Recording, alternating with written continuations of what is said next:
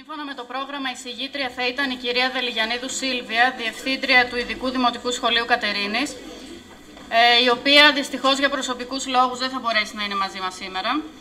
Γι' αυτό προχωράμε με την επόμενη συγγήτριά μας, την κυρία Παπαγεωργίου Βάγια, παιδοψυχίατρο και εξειδικευμένη στο πρόγραμμα TEACH, η οποία θα μας μιλήσει για τις ιδιαίτερες εκπαιδευτικές ανάγκες των μαθητών με διαταραχές αυτιστικού φάσματος. Σας ευχαριστώ πολύ. Καλησπέρα σας κυρίες και κύριοι.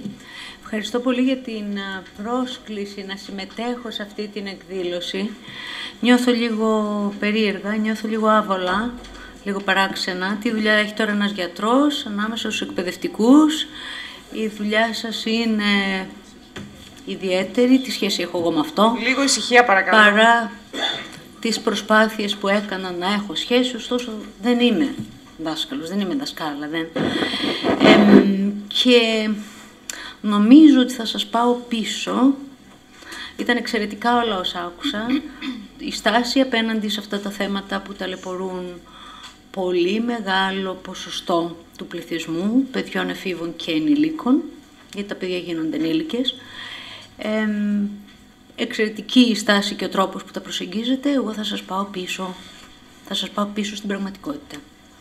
Θα σας πάω πίσω και θα κάνω μια πεζή εισήγηση γιατρού που ασχολείται με αυτά τα πράγματα και πρέπει να είναι πάρα πολύ συγκεκριμένος, μα πάρα πολύ συγκεκριμένος, αν θέλει να έχει κάποιο αποτέλεσμα αυτό το οποίο θα πει.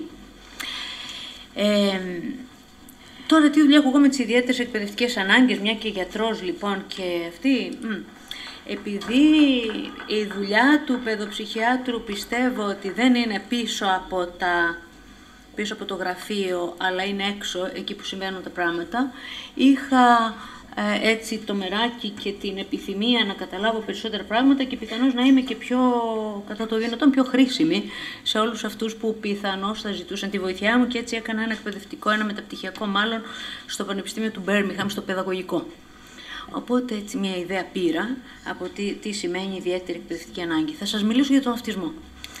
Και θα σας μιλήσω για τον αυτισμό γιατί μου έχει βγει το όνομα ότι ασχολούμαι με αυτό και ότι παντού βλέπω αυτισμό. Δυστυχώς δεν βλέπω, υπάρχει παντού, υπάρχει πάρα πολύ. Είναι μεταξύ ημών, τα ποσοστά είναι πάρα πολύ ψηλά και νομίζω ότι είναι το πεδίο, ο τομέας στον οποίο δοκιμαζόμαστε όλοι. Αυτισμός σημαίνει δυσκολία στις διαπροσωπικές σχέσεις και αυτό είναι εκείνο στο οποίο όλοι δοκιμαζόμαστε. Τώρα, αν δοκιμαζόμαστε λιγότερο ή περισσότερο, από εκεί εξαρτάται το αν θα έχουμε ή όχι τη διάγνωση. Λοιπόν, θα σας μιλήσω γι' αυτό και θα προσπαθήσω λίγο να τα συνδέσω και να μην χάσω τα λόγια μου με αυτά που είπε ο κύριος Σύμβουλος, ο κύριος Δαραής, αυτά που είπε η κυρία Τσιρόνη, αυτά που είπε η κυρία Βασδέκη λίγο. Πρέπει να είμαστε συγκεκριμένοι, πρέπει να είμαστε σαφείς, πρέπει να μιλήσουμε για τις ιδιαίτερες εκπαιδευτικές ανάγκες και το προφίλ, το ιδιαίτερο προφίλ του κάθε ατόμου. Υπάρχουν ιδιαιτερότητες, αν δεν τις επισημάνουμε αυτές, δεν θα έχουμε, η προσέγγιση μας θα είναι γενική και όριστη. Επομένως, επιτρέψτε μου να είμαι έτσι πολύ, να δώσω πολύ έμφαση σε αυτό. Λοιπόν, θα σας πω πρώτα, θα σας δώσω έναν άλλον ορισμό για τον αυτισμό, αυτός που πραγματικά πιστεύω ότι είναι ο αυτισμός και στον οποίο οφείλονται οι κοινωνικές, οι επικοινωνιακές δυσκολίες, οι δυσκολίες συμπεριφοράς, οι αιμονές, οι στερεοτυπίες, όλα αυτά τα χαρακτηριστικά τα οποία όπου τα ακούσει κανείς σκέφτεται αμέσως τη λέξη αυτισμό. Λοιπόν, αυτισμός σημαίνει δυσκολία στη ρύθμιση της προσοχής, η λέξη ρύθμιση είναι κεντρική, σημαίνει δυσκολία κατ' επέκταση στην επεξεργασία πληροφοριών και κατά συνέπεια ρύθμιση της προσοχής, δηλαδή αντικείμενο της προσοχής, τι αντιλαμβάνομαι, πού είναι η προσοχή μου και πώς επεξεργάζομαι αυτό το οποίο αντιλήφθηκα. Αυτά τα δύο, όπως καταλαβαίνετε, επηρεάζουν σίγουρα τη μάθηση, επηρεάζουν τη μαθησιακή διαδικασία, επομένως υπάρχει εξορισμού μια απόκληση στον τρόπο με τον οποίο μαθαίνει ένας άνθρωπος, αφού αυτό το οποίο αντιλαμβάνεται, αυτό το οποίο επεξεργάζεται είναι διαφορετικό από αυτό το οποίο αντιλαμβάνεται ο μέσος όρος των ανθρώπων. Αυτές οι αποκλίσεις επηρεάζουν σοβαρά την κοινωνικότητα, τις δεξιότητες κοινωνικής κατανόησης και επικοινωνίας, επηρεάζουν την προσαρμογή κατ' επέκταση και τη συμπεριφορά και τη λειτουργικότητα. Δηλαδή, πίσω από τα κεντρικά συμπτώματα που λένε τα βιβλία, ψάξτε για την προσοχή, ψάξτε για τον τρόπο που επεξεργάζεται πληροφορίες, ψάξτε για τη μάθηση. Βέβαια, εδώ κάνω μια παρένθεση, βέβαια νομίζω θα μιλάω 2-3 ώρες αν συνεχίσω έτσι, θα τρέξω αργότερα. Εδώ βέβαια μπαίνει ένα ερώτημα και σκέφτεται κανείς ρύθμιση προσοχής. Τι σχέση υπάρχει με τη ΔΕΠΗ, γιατί εκεί είναι κεντρική σημασία η προσοχή. Στη ΔΕΠΗ είναι κεντρική σημασία. Μια μεγάλη μερίδα επιστημόνων και πολύ μεγάλη έρευνα, και δεν σας το κρύβω και από την κλινική μου εμπειρία, νομίζω θα συμφωνούσα με αυτούς, δεν ξέρω αν υπάρχει ΔΕΠΗ. Δεν ξέρω αν είναι διαφορετικές οι καταστάσεις αυτές. Αυτό το ψάχνει πολύ μεγάλο κομμάτι της έρευνας. Πίσω από τα δύο βρίσκεται η προσοχή. Λοιπόν, η συχνότητα είναι πάρα πολύ ψηλή. Είναι 1 στα 68, λέει το Center for Disease Control στην Αμερική, που είναι στο Υπουργείο Υγείας και έχει να κάνει με τα στατιστικά. Ένας Αμερικανός, ένας ανθρωπολόγος, ο οποίος έχει μια κόρη με αυτισμό, Gardner λέγεται, ανθρωπολόγος στο Πανεπιστήμιο στην Ουάσιγκτον, έκανε την καλύτερη, την πιο τεκμηριωμένη επιδημιολογική μελέτη στον αυτισμό πριν από λίγα χρόνια. Μελέτησε 8.000 παιδιά και εφήβους διαφορετικής λειτουργικότητας και τα μελέτησε όχι με ερωτηματολόγια απλώς, έδωσε ερωτηματολόγια, όσα παιδιά βγήκε από τα ερωτηματολόγια ότι είναι άτομα υψηλού κινδύνου, εξετάστηκαν με πλήρη διαγνωστικό έλεγχο, με συγκεκριμένα διαγνωστικά εργαλεία από εκπαιδευμένους ειδικούς. Βρήκε λοιπόν ότι η συχνότητα είναι 1 στα 38. Το CDC είπε 1 στα 50 πέρυσι, το γύρισε στο 1 στα 68. Δεν ξέρω τι γίνεται, θα δούμε τι γίνεται τα επόμενα χρόνια. Γνωρίζαμε ότι, τώρα βέβαια θα σκεφτεί κανείς, και εσείς εκπαιδευτικοί δάσκαλοι θα σκεφτεί γιατί κατηγοριοποίησεις, γιατί το ονομάζουμε όλα διαφορετικά. Μα γιατί πρέπει να συνεννοούμαστε και γιατί πρέπει να βλέπουμε τις ατομικές διαφορές και πρέπει να δούμε πού διαφέρει ο ένας από τον άλλον, ο ένας μαθητής από τον άλλο μαθητή, πού διαφέρει και πώς θα προσεγγίσουμε τελικά την εκπαιδευτική διαδικασία που σας ενδιαφέρει εσάς. Αλλά και τη θεραπευτική διαδικασία που ενδιαφέρει εμένα, τη θεραπεία με την έννοια όχι της θεραπείας της ιατρικής, αλλά της αποκατάστασης κατά το δυνατόν των αποκλήσεων. Λοιπόν, ξέραμε μέχρι και πριν από κανένα χρόνο περίπου, 2 χρόνια, αυτή την ομάδα των αδιάχυτων αναπτυξιακών διαταραχών με όλες τις υποκατηγορίες. Η έρευνα από το 92-94 μέχρι και το 2013 έδειξε ότι δεν υπάρχουν διαφορετικές υποκατηγορίες μέσα στην ομάδα, στη διαγνωστική κατηγορία των διάχυτων αναπτυξιακών διαταραχών. Υπάρχει μία κατάσταση που λέγεται αυτισμός και η οποία μπορεί να είναι διαφορετική σοβαρότητας, γι' αυτό διακρίνονται 3 πεδία σοβαρότητας. Υπάρχει λοιπόν μία διαταραχή, η αυτιστική διαταραχή. Αυτό είναι και τίποτα άλλο. Μπορεί όμως να είναι ήπια, μέτρια ή σοβαρή, με επίπεδο δεξιοτήτων νοητικών διαφορετικό, ανάλογα με το άτομο βεβαίως, και με διαφορετική ιδιοσυγκρασία, διαφορετική ποιότητα επικοινωνίας και κοινωνικότητας και βεβαίως συνύπαρξη άλλων καταστάσεων, νοσηρότητα και αναφέρεται. Επομένως, όταν εξετάζει κανείς ένα παιδί, όταν έχετε ένα μαθητή, θα πρέπει να ξέρετε αν αυτός ο μαθητής σας έχει, πού είναι το νοητικό του επίπεδο, αν έχει αυτισμό και τι σοβαρότητα είναι ο αυτισμός, επίπεδο 1, επίπεδο 2, επίπεδο 3, ήπια, μέτρια, σοβαρή, αυτιστική διαταραχή. Ποιο είναι το νοητικό του επίπεδο, τι ποιότητα έχει η διαταραχή κοινωνικότητα. Σας παραπέμπω στη Λόρνα Wing που μιλάει για τον αδιάφορο, τον ακοινωνικό, μιλάει για τον παθητικό, μιλάει για τον ενεργητικό αλλά παράξενο που είναι το σύνδρομο Asperger, το γνωστό, και τον υπερτυπικό, αυτόν που πιθανώς το άτομο το οποίο δεν αναγνωρίζεται ποτέ γιατί είναι η πιο ήπια μορφή.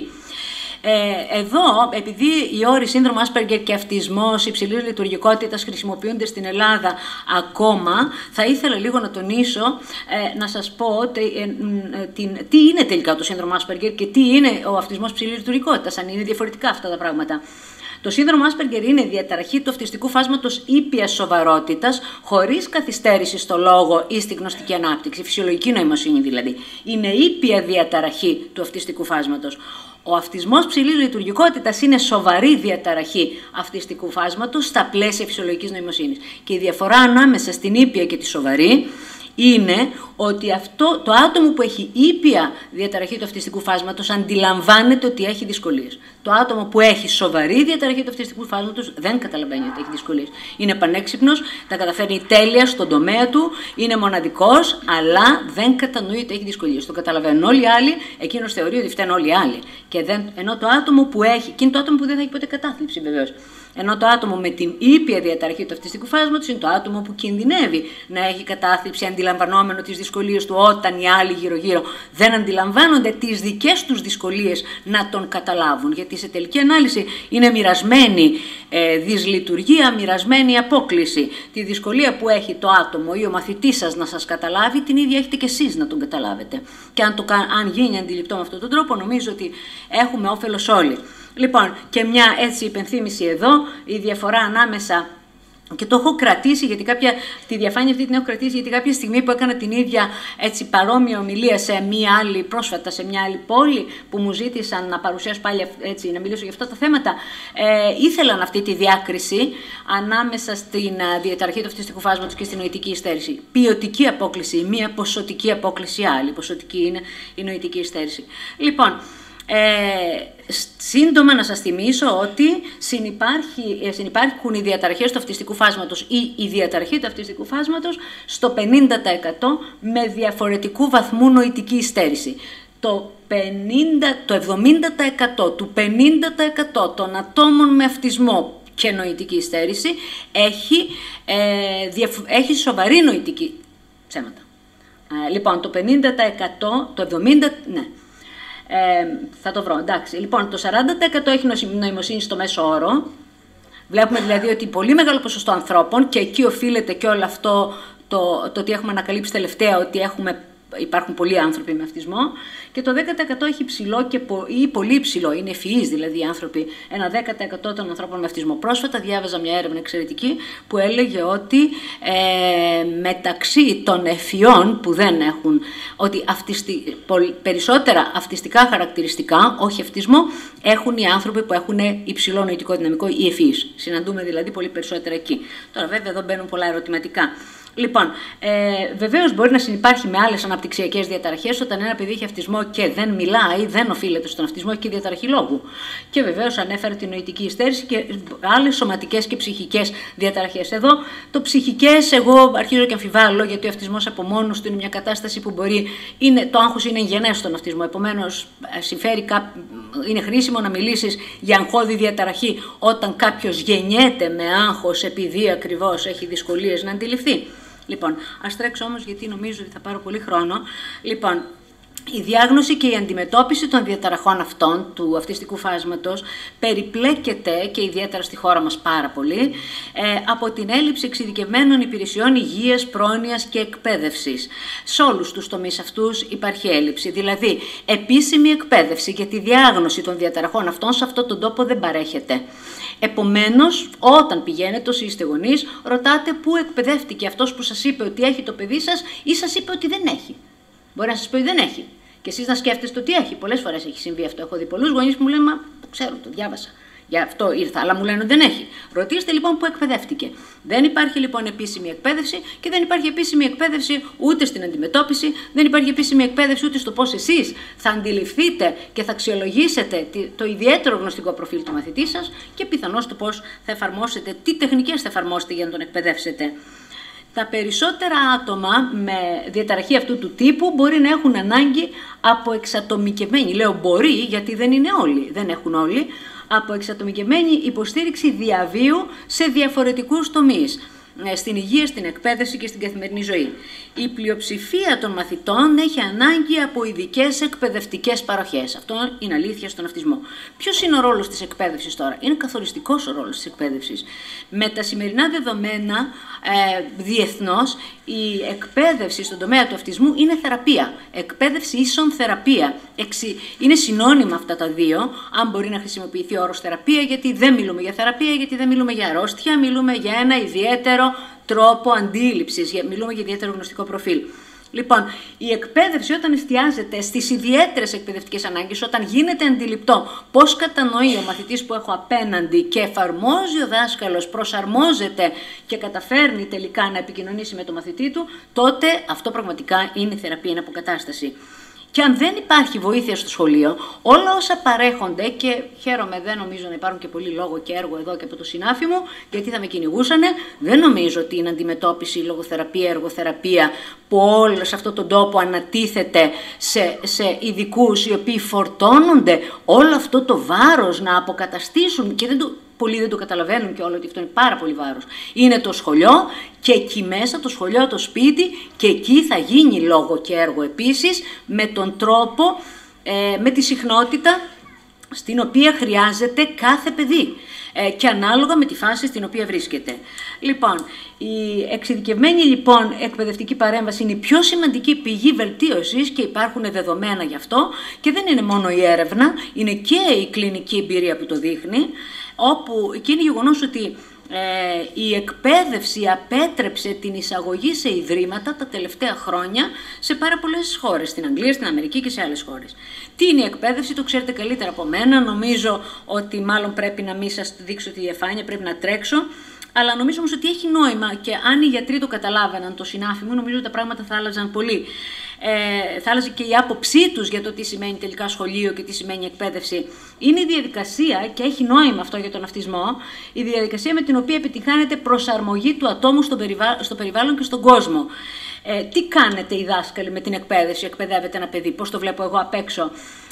Το βοηθάτε να κατανοήσει την κατάστασή του. Εσείς του προσφέρετε, έχετε συγκεκριμένο εκπαιδευτικό πρόγραμμα, υλικό, ύλη που καθορίζεται σε κάθε τάξη, το φέρνετε το παιδί αντιμέτωπο, όταν το παιδί μπαίνει στην τάξη και αρχίζετε και εκπαιδεύετε, το βοηθάτε να καταλάβει, ή δεν το βοηθάτε να καταλάβει, το βοηθάτε λοιπόν, αυτό θα έπρεπε να είναι, να καταλάβει πού βρίσκεται το ίδιο σε σχέση με αυτό που απαιτείτε, με αυτό που ζητάτε, και στη συνέχεια το βοηθάτε να ελέγξει κατά το δυνατόν την κατάστασή του. Δηλαδή, αν δεν κατανοεί, να βρει τρόπο να το χειριστεί. Είναι γι' αυτό το λόγο ειδικά ανθρώπινο αγαθό, και βέβαια σε αυτό έχουν δικαίωμα όλοι οι άνθρωποι, και βεβαίως δεν το συζητάμε. Συμφωνώ απόλυτα μαζί σας με όλα αυτά που λέγατε για τα παιδιά με νοητική υστέρηση, για τα παιδιά με σύνδρομο Down, για όλους τους ανθρώπους που έχουν αυτισμό και παρόμοιες δυσκολίες. Εδώ ο σκοπός της εκπαίδευσης είναι η ανεξάρτητη λειτουργικότητα. Να λειτουργήσει το παιδί ανεξάρτητα, και χρησιμοποιείτε όλο αυτό που εσείς οι δάσκαλοι διαθέτετε και σας δίνει και απαιτεί, ζητά από εσάς το Υπουργείο να κάνετε, το χρησιμοποιείτε, το αξιοποιείτε για να προωθήσετε την ανεξάρτητη λειτουργικότητα, και το αξιοποιείτε για να δώσετε νόημα στις αντιληπτικές εμπειρίες του παιδιού, να δώσετε νόημα επομένως στη ζωή του. Αν το βοηθήσετε να καταλάβει τι γίνεται μέσα στην τάξη, έχει νόημα η ύπαρξή του, αντιλαμβάνεται ότι ζει. Εκεί είναι το νόημα, και το νόημα το ψάχνουν πολλοί άνθρωποι με αυτισμό και όχι μόνο. Λοιπόν, η εκπαίδευση στην ΔΑΦ πάλι σκοπό έχει να διασφαλίσει την καλύτερη σχολική και κοινωνική και συναισθηματική εξέλιξη και βέβαια τις μεγαλύτερες πιθανότητες για ενσωμάτωση στην ενήλικη ζωή. Αυτός είναι ο σκοπός. Δεν είναι να πάει και να έρχεται το παιδί απλώς.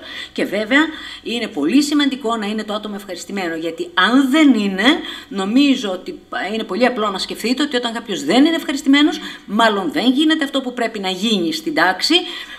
Δεν καταλαβαίνει, δυσανασχετεί, δυσαρεστείται, και βέβαια δεν αποδίδει όλη η προσπάθεια που γίνεται από όλες τις μεριές. Αναρωτιέται βέβαια κανείς τι είδους εκπαίδευση στον αυτισμό, με ποια μέθοδο, σε τι πλαίσιο. Αυτά είναι ερωτήματα σημαντικά.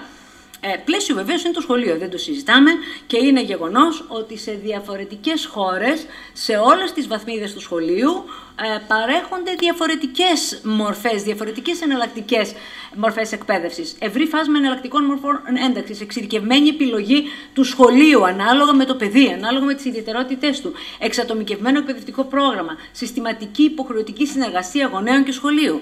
Και είναι γεγονός ότι τα προγράμματα ένταξης δείχνουν τα δεδομένα από διαφορετικές χώρες, και είναι εύκολο να το ψάξει κανείς. Μπαίνετε κατευθείαν στο Υπουργείο Παιδείας της Αγγλίας, της Αμερικής, και βλέπετε τι παρέχουν. Είναι πολύ εύκολο τώρα πια. Τα προγράμματα ένταξης για τους μαθητές με ειδικές εκπαιδευτικές ανάγκες πολλαπλασιάζονται διεθνώς τα τελευταία χρόνια. Τι κυριαρχούν διεθνώς για τον αυτισμό και για άλλα άτομα με ειδικές ανάγκες, για μαθητές? Η επιλογή όσο το δυνατόν λιγότερου περιοριστικού περιβάλλοντος. Και η τάση για ενσωμάτωση των μαθητών με διαφορετικές αποκλίσεις στο σχολείο γενικής εκπαίδευσης. Η τάση είναι προς τα εκεί, να είναι στο σχολείο γενικής εκπαίδευσης. Σήμερα βέβαια δεν υπάρχει ένα συγκεκριμένο εκπαιδευτικό πλαίσιο για την εκπαίδευση όλων των μαθητών με αποκλίσεις ή αναπηρίες. Θα πρέπει ταυτόχρονα να δούμε και τις ιδιαιτερότητες της κάθε ομάδας. Νομίζω ότι θα τρέξω λίγο, γιατί θα πάρω πολύ χρόνο. Δεν θα σας πω τι γίνεται, μόνο το τελευταίο θα σας πω.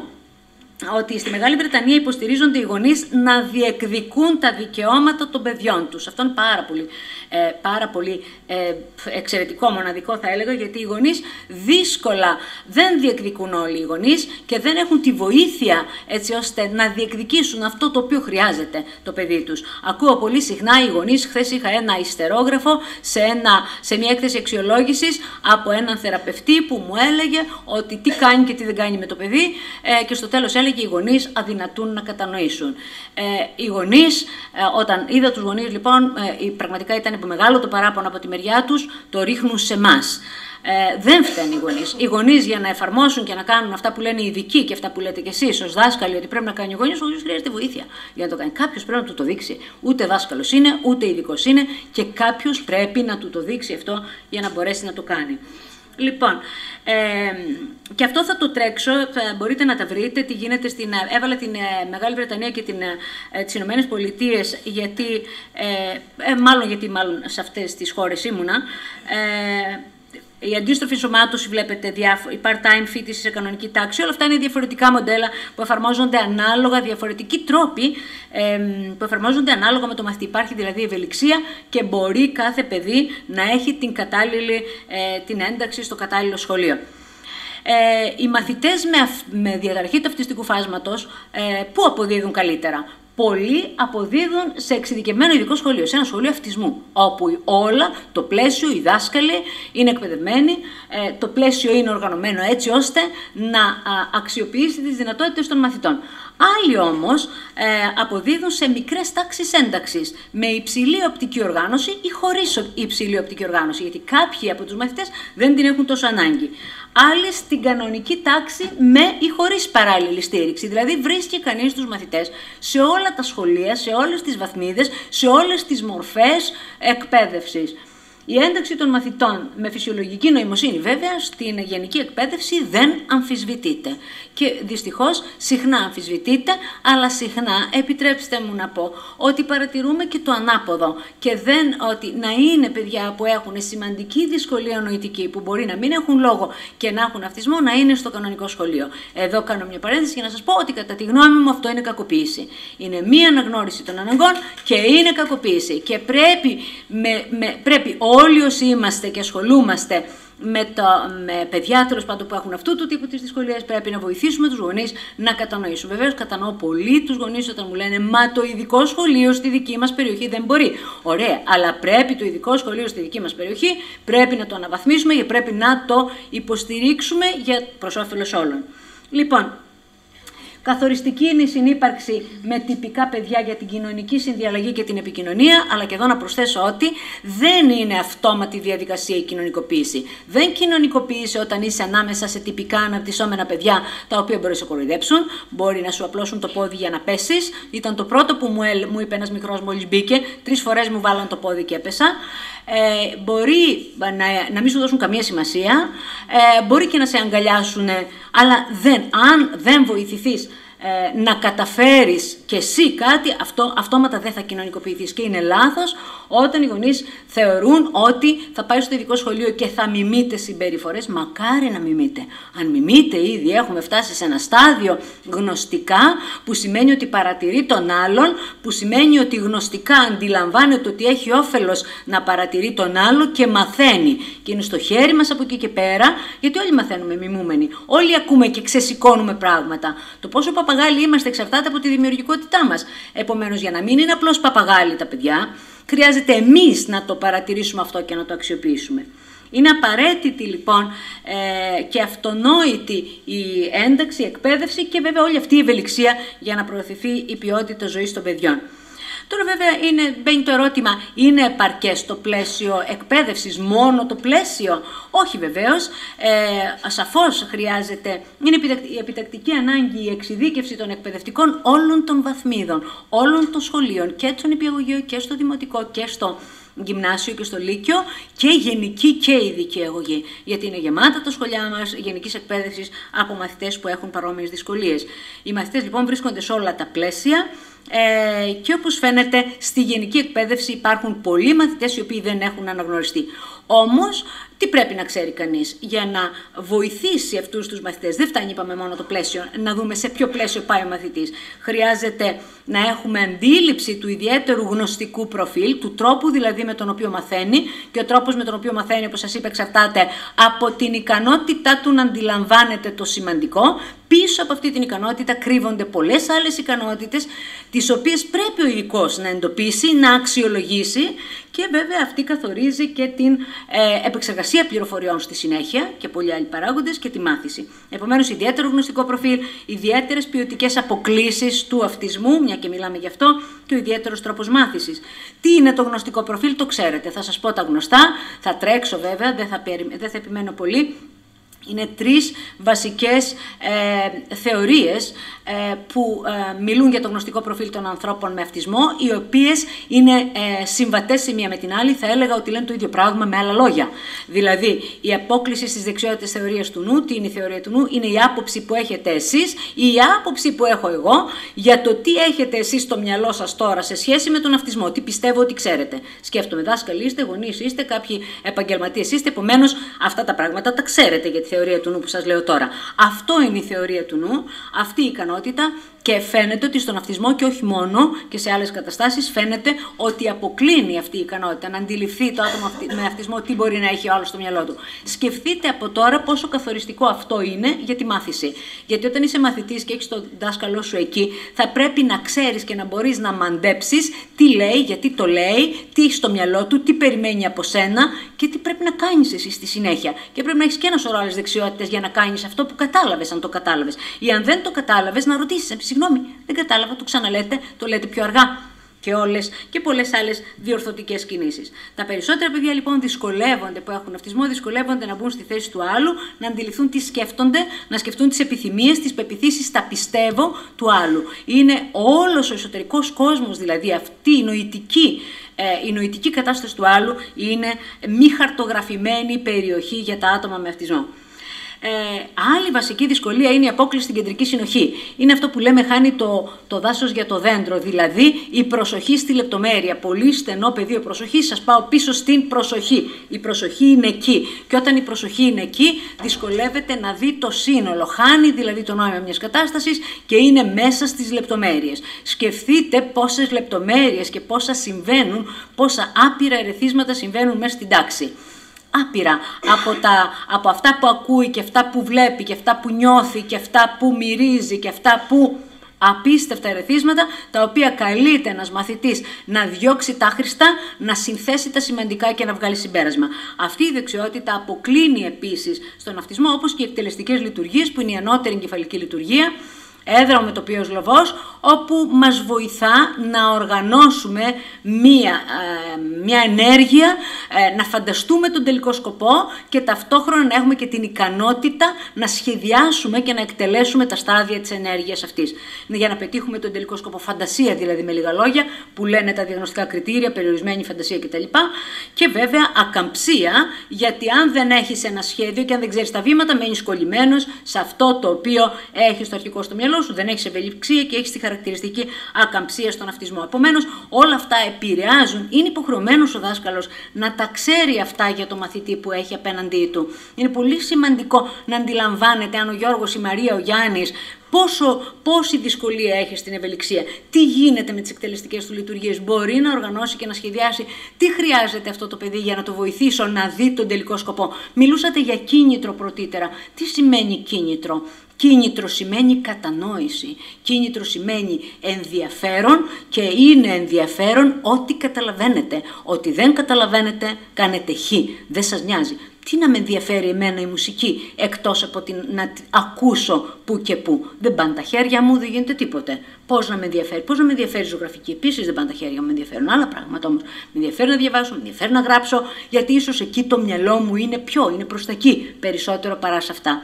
Επομένως, κίνητρο Πρέπει να δημιουργήσετε κίνητρο, πρέπει να δώσετε κίνητρο στο παιδί και πρέπει να το δώσετε, να του το δείξετε, να το κάνετε σαφές, ξεκάθαρο και να το διευκολύνετε να το πετύχει. Αν δεν το διευκολύνετε, δεν θα του δημιουργήσετε ποτέ κίνητρο. Θα το κάνει μηχανικά και θα νομίζετε ότι το έκανε. Λοιπόν, οι επιπτώσεις αυτών των αποκλήσεων είναι πολύ σοβαρές και είναι αρνητικές. Καθήκον του σχολείου και του δασκάλου είναι ο σχεδιασμός και η εφαρμογή του εκπαιδευτικού προγράμματος για κάθε μαθητή. Τώρα, βέβαια, σκέφτομαι αυτά που λέγατε πρωτήτερα και άλλα που δεν λέγατε και που τα έχω ακούσει κατά καιρούς όλα αυτά τα χρόνια που δουλεύω με παιδιά, με δασκάλους, με γονείς. Πώς να σχεδιάσεις, όταν σου έρχεται μία έκθεση η οποία σου λέει κάποια πράγματα, τα οποία είναι πολύ ωραία θεωρητικά, αλλά για το συγκεκριμένο παιδί μπορεί να μην λένε τίποτα για το δάσκαλο. Δεν ξέρουν όλοι οι δάσκαλοι τους όρους που χρησιμοποιεί το συνάφημο, ούτε τους όρους που χρησιμοποιεί το ΚΕΔΙ, ούτε τους όρους που το τεστ νοημοσύνης, που είναι σημαντικό για μένα, γιατί είναι, κατά τη γνώμη μου, είναι λειτουργική μαγνητική τομογραφία. Αν δηλαδή μπορούσα να βάλω καλώδια στο κεφάλι ενός παιδιού και να βλέπω στην οθόνη πώς λειτουργεί όταν του κάνω συγκεκριμένες ερωτήσεις, θα μου έβγαζε το διάγραμμα του WISC. Και είναι εξαιρετικό αυτό να ξέρει να το διαβάσει ο δάσκαλος και να ξέρει ο δάσκαλος να το. Αλλά αυτό για να το διαβάσει ο δάσκαλος, πρέπει αυτός που το έκανε να εξηγήσει στο δάσκαλο και να του πει ότι αυτό που βλέπεις εδώ έτσι μεταφράζεται στα μαθηματικά. Κάποιοι δάσκαλοι το καταλαβαίνουν από μόνοι τους. Δεν χρειάζεται να κάνουν το WISC για να το καταλάβουν. Δεν το καταλαβαίνουν όλοι όμως. Πρέπει να βοηθηθούν όλοι, γιατί στα χέρια τους έχουν μαθητές όλοι. Επομένως, η αξιολόγηση είναι πάρα πολύ σημαντική και η εφαρμογή βεβαίως του εκπαιδευτικού προγράμματος που στηρίζεται σε αυτήν. Και έτσι θα τρέξω, πόση ώρα έχω, ελάχιστη, τίποτε, ούτε 10 λεπτά. Ναι, λοιπόν, οι επιπτώσεις των θεωριών που σας είπα πρωτήτερα η ελλειπής θεωρία του νου. Όταν κάποιος δυσκολεύεται να αντιληφθεί τι έχει ο άλλος στο μυαλό του, δείτε τι δυσκολεύεται να καταλάβει. Δυσκολεύεται να καταλάβει προθέσεις, κίνητρα του άλλου. Δηλαδή, ο μαθητής στην τάξη στο σχολείο αναρωτιέται γιατί του λέει αυτό ο δάσκαλος τώρα, τι θέλει να πετύχει με αυτό. Επομένως, αδυνατεί να προβλέψει τη συμπεριφορά του δασκάλου, τι θα κάνει ο δάσκαλος, γι' αυτό και δεν εκτελεί αυτό που του ζήτησε, γιατί δυσκολεύεται να το καταλάβει. Μπορεί να προκαλέσει φόβο, γιατί όταν δεν καταλαβαίνω τι εννοεί ο άλλος, κάποιοι άλλοι φοβούνται, αποφεύγουν ή έχουν ακατάλληλες αντιδράσεις. Δυσκολία να κατανοήσει προς τη δική του συμπεριφορά επίσης, γιατί η δυσκολία αυτή έχει να κάνει και με τα ίδια τα άτομα στις σοβαρές περιπτώσεις. Δηλαδή, το άτομο μπορεί να μην καταλαβαίνει, δεν ξέρει ούτε τις δικές του επιθυμίες, προθέσεις, πεποιθήσεις. Γι' αυτό και η δυσκολία στις επιλογές στον αυτισμό. Σε πολλά άτομα με αυτισμό δεν ξέρουν τι να διαλέξουν.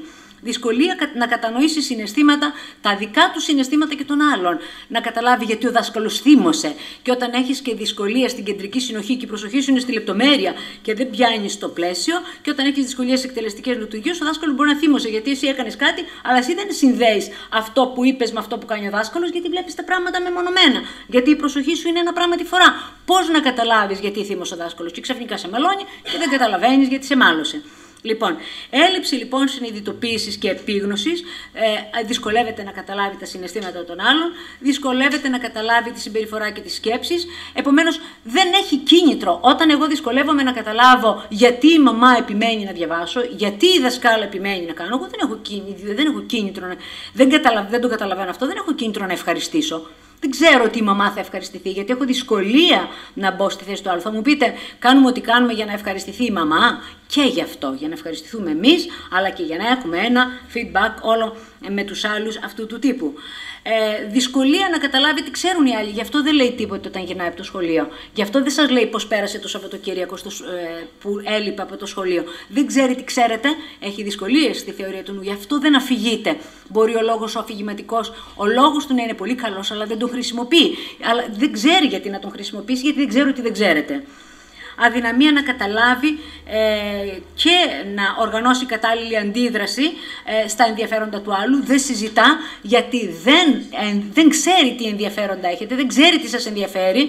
Επομένως, η συζήτηση, η επικοινωνία μειώνεται αυτόματα. Και βέβαια, δυσκολία να προβλέψει τις σκέψεις σχετικά με τις δικές του ενέργειες. Δεν ξέρει τι θα κάνετε και τι θα σκεφτείτε, γι' αυτό δεν τρέπεται, γι' αυτό δυσκολεύει, γι' αυτό είναι άτομα ελεύθερα από κοινωνικούς κανόνες, γιατί ακριβώς δυσκολεύονται να αντιληφθούν το τι μπορεί να σκεφτεί ο άλλος για αυτούς. Οι συνέπειες δηλαδή των πράξεων Οκ, το έκανα πολλές φορές. Όταν βλέπω παιδί που έχει δυσκολία σε αυτό το τομέα μεγάλη, χωρίς να δω, χωρίς να ακούσω άλλα πράγματα, προσπαθώ να αποκλείσω διαταραχή του αυτιστικού φάσματος.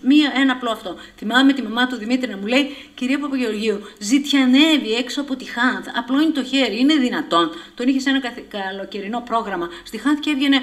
Στην αρχή είχε πάρει τα χρήματα των παιδιών από τις τσέπες των παιδιών.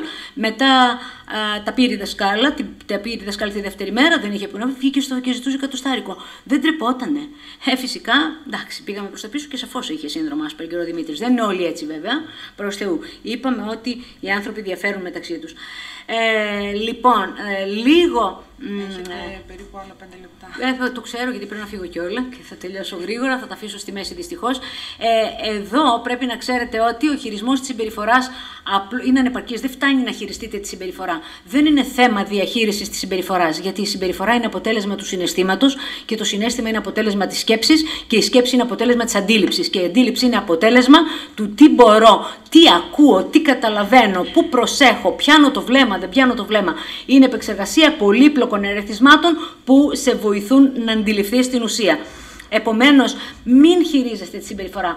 Πραγματικά σας το λέω, έχω αρχίσει και δεν αντέχω να ακούω έχει προβλήματα συμπεριφορά στο σχολείο. Δεν αντέχω να ακούω έχει προβλήματα συμπεριφορά στο σπίτι. Γιατί είναι συμπεριφορικό σύνδρομο. Είναι εξορισμού πρόβλημα. Είναι εξορισμού η συμπεριφορά διαταραγμένη. Δεν μπορούμε να μιλάμε για προβλήματα συμπεριφοράς σε ένα παιδί που έχει δυσκολία επικοινωνίας. Τι θέλετε να κάνει, πώς να επικοινωνήσει, να μην τσιρίξει, να μην φωνάξει, να μην χοροπηδήσει, πώς? Εσείς θα δείτε να του δώσετε άλλο μέσον επικοινωνίας. Θα του δώσετε, θα το εκπαιδεύσετε σε εναλλακτικό σύστημα επικοινωνίας.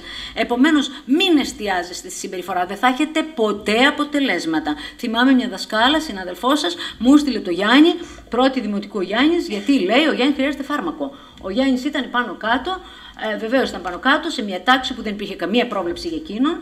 Εγώ όταν τον είδα μεταξύ, πριν μου πούνε οι γονείς οτιδήποτε, λέω πω ότι βελτίωσα. Είχα 1,5 χρόνο να τον δω. Και μου φάνηκε πάρα πολύ καλό σε σχέση με την προηγούμενη. Ξέρετε, ήταν εξαιρετικός. Βεβαίως ήταν εξαιρετικός σε ένα χώρο 1-προς-1. Το καταλαβαίνω αυτό. Αλλά όμως δεν μπορούμε να μιλάμε από την άλλη μεριά για πρόβλημα συμπεριφοράς και πάρε φάρμακο. Είναι αυτισμός. Είναι αυτισμός και χρειάζεται συγκεκριμένες τροποποιήσεις. Χρειάζεται συγκεκριμένα πράγματα να γίνουν. Πώς δίνεται στον τυφλό το μπαστούνι, πώς δίνεται στον τυφλό σε αυτόν που δεν βλέπει τα γυαλιά, πώς έχει τα ακουστικά αυτός που δεν ακούει. Και εδώ χρειάζεται μια οργάνωση διαφορετικού τύπου, την οποία φτιάχνουμε ανάλογα με την αξιολόγηση που τόνισα πρωτήτερα. Λοιπόν, δεν θα μπω στις λεπτομέρειες των άλλων αποκλήσεων της κεντρικής συνοχής και των εκτελεστικών λειτουργιών, γιατί δεν θα με πάρει ο χρόνος. Ήθελα απλώς εδώ να πω ότι σίγουρα χρειάζεται ήρεμο περιβάλλον εργασίας. Βεβαίως οι τάξεις δεν είναι ήρεμο περιβάλλον, είναι πολλά παιδιά μες στις τάξεις, ακόμα και εκεί που υπάρχουν λίγα παιδιά, είναι παιδιά και υπάρχει ένταση και θόρυβος. Ωστόσο όμως, όταν είναι τα υπόλοιπα οργανωμένα, μια χαρά οργανώνεται και το παιδί με αυτισμό, ακόμα και μέσα στο θόρυβο, ακόμα και μέσα στα πολλά ερεθίσματα. Πρέπει να είναι σαφής λοιπόν η οργάνωση, η δόμηση και η αναδόμηση των δραστηριοτήτων. Ο δάσκαλος, με λίγα λόγια, όπως και ο θεραπευτής, όπως και εγώ, πρέπει να είναι οργανωμένος όταν έχει ένα παιδί με αυτισμό. Εγώ, αν δεν είμαι οργανωμένη όταν έρχεται το παιδί, αν δεν ξέρω τι θα κάνω, όταν έρχεται παιδί μια συγκεκριμένη ηλικία, αν δεν έχω στο μυαλό μου τι θα κάνω, έχω χαθεί και έχω χάσει και το παιδί. Όλοι είμαστε υποχρεωμένοι να είμαστε οργανωμένοι, ότι περιμένω αυτό το παιδί, μου είπαν ότι έχει αυτό, λέω εγώ.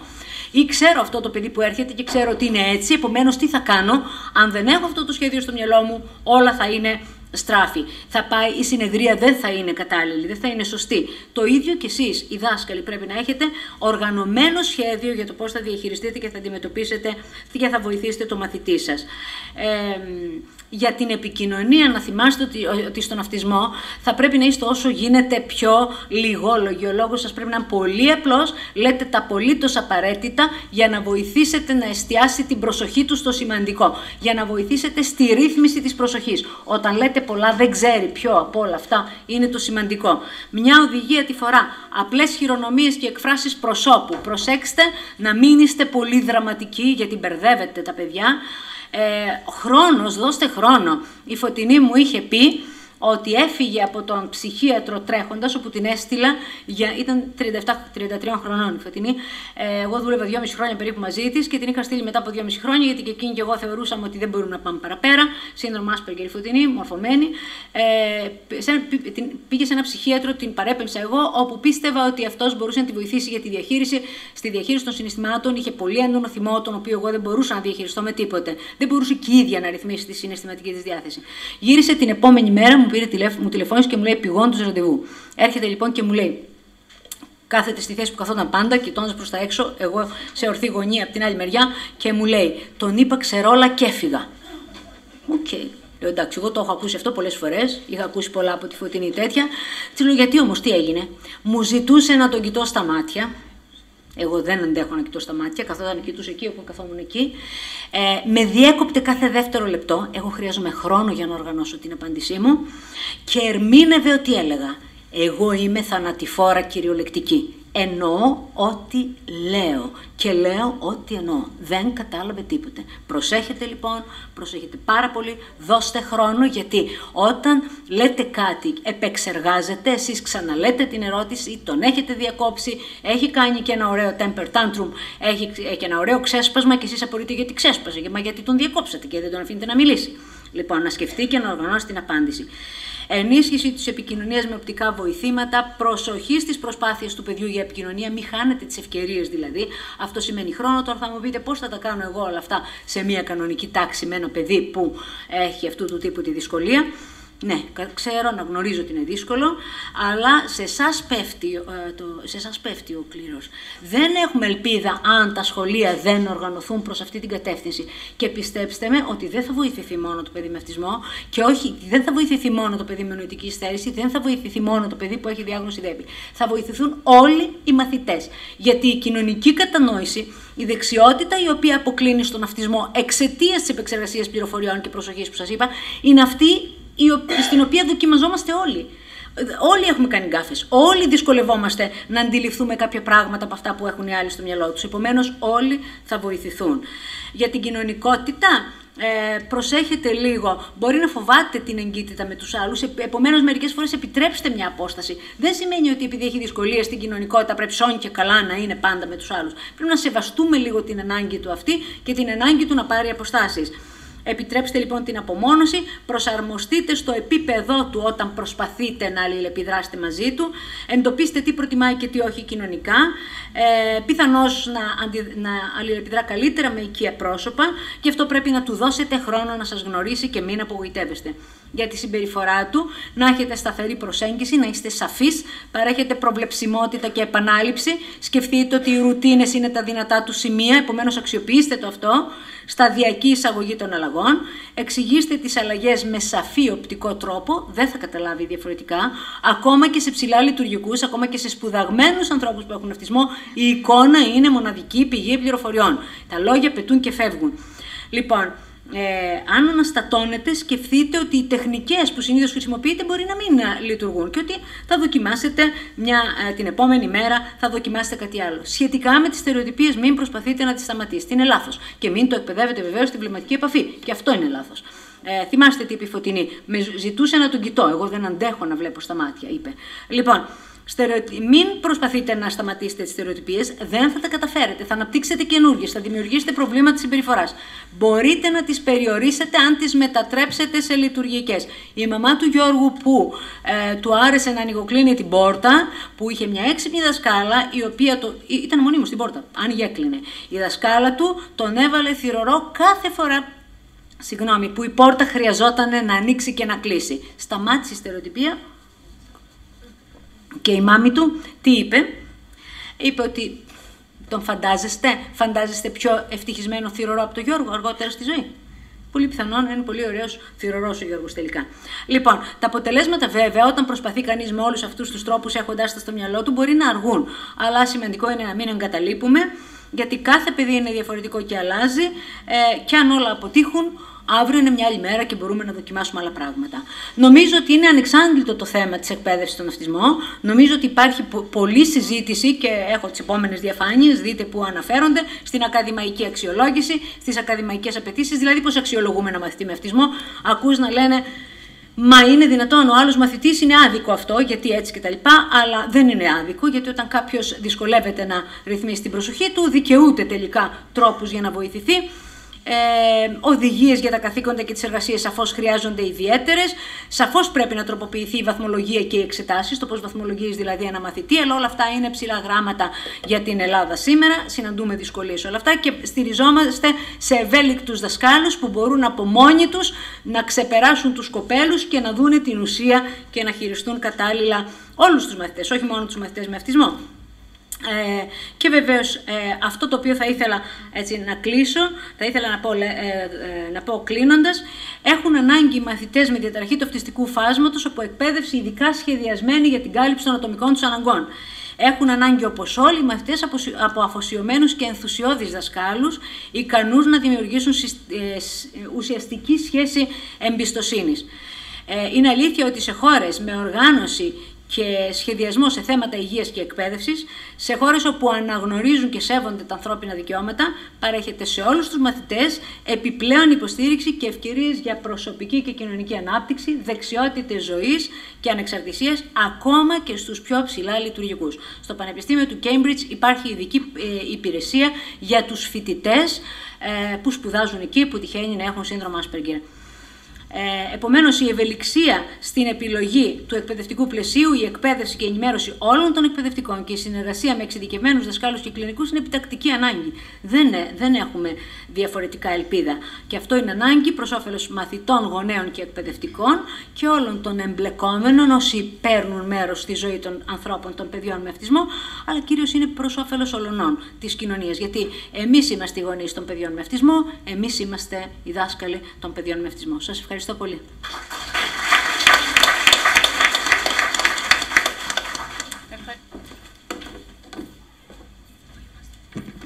Γεια σας. Ξέρω ότι είσαστε κουρασμένοι, είμαστε οι πρώτοι-τελευταίοι, γι' αυτό και θα αφήσουμε τα θεωρητικά και εμείς θα σας παρουσιάσουμε μία δουλίτσα που έγινε πέρσι, κάτι εντελώς πρακτικό, σχέδιο δράσης και ελπίζουμε να μας κλέψετε όλες τις ιδέες. Το σχέδιο δράσης ήταν ένα σχέδιο δράσης για την ευαισθητοποίηση των μαθητών για τα άτομα με ειδικές εκπαιδευτικές ανάγκες και πάμε πιο κάτω σε ηλικίες. Δουλέψαμε σε νηπιαγωγεία. Βλέπετε εμάς τις τρεις, αλλά υπάρχουν και άλλοι συνάδελφοι που είναι οι αφανείς ήρωες, οι συνάδελφοι με τους οποίους βρισκόμασταν και συνυπήρχαμε σε εκείνα τα σχολεία και συνδεθήκαμε και δουλέψαμε με όλους μαζί εξαιρετικά. Η σκοπή του σχεδίου δράσης. Καταρχήν θέλαμε να αναπτυχθεί ένα δίκτυο συνεργασίας μεταξύ τόσο των νηπιαγωγών όσο και των σχολείων γενικότερα στην ευρύτερη περιοχή της Κατερίνης. Θέλαμε να καλλιεργηθεί μια συμπεριληπτική κουλτούρα και στους εκπαιδευτικούς και στους μαθητές και στις οικογένειες των μαθητών μας.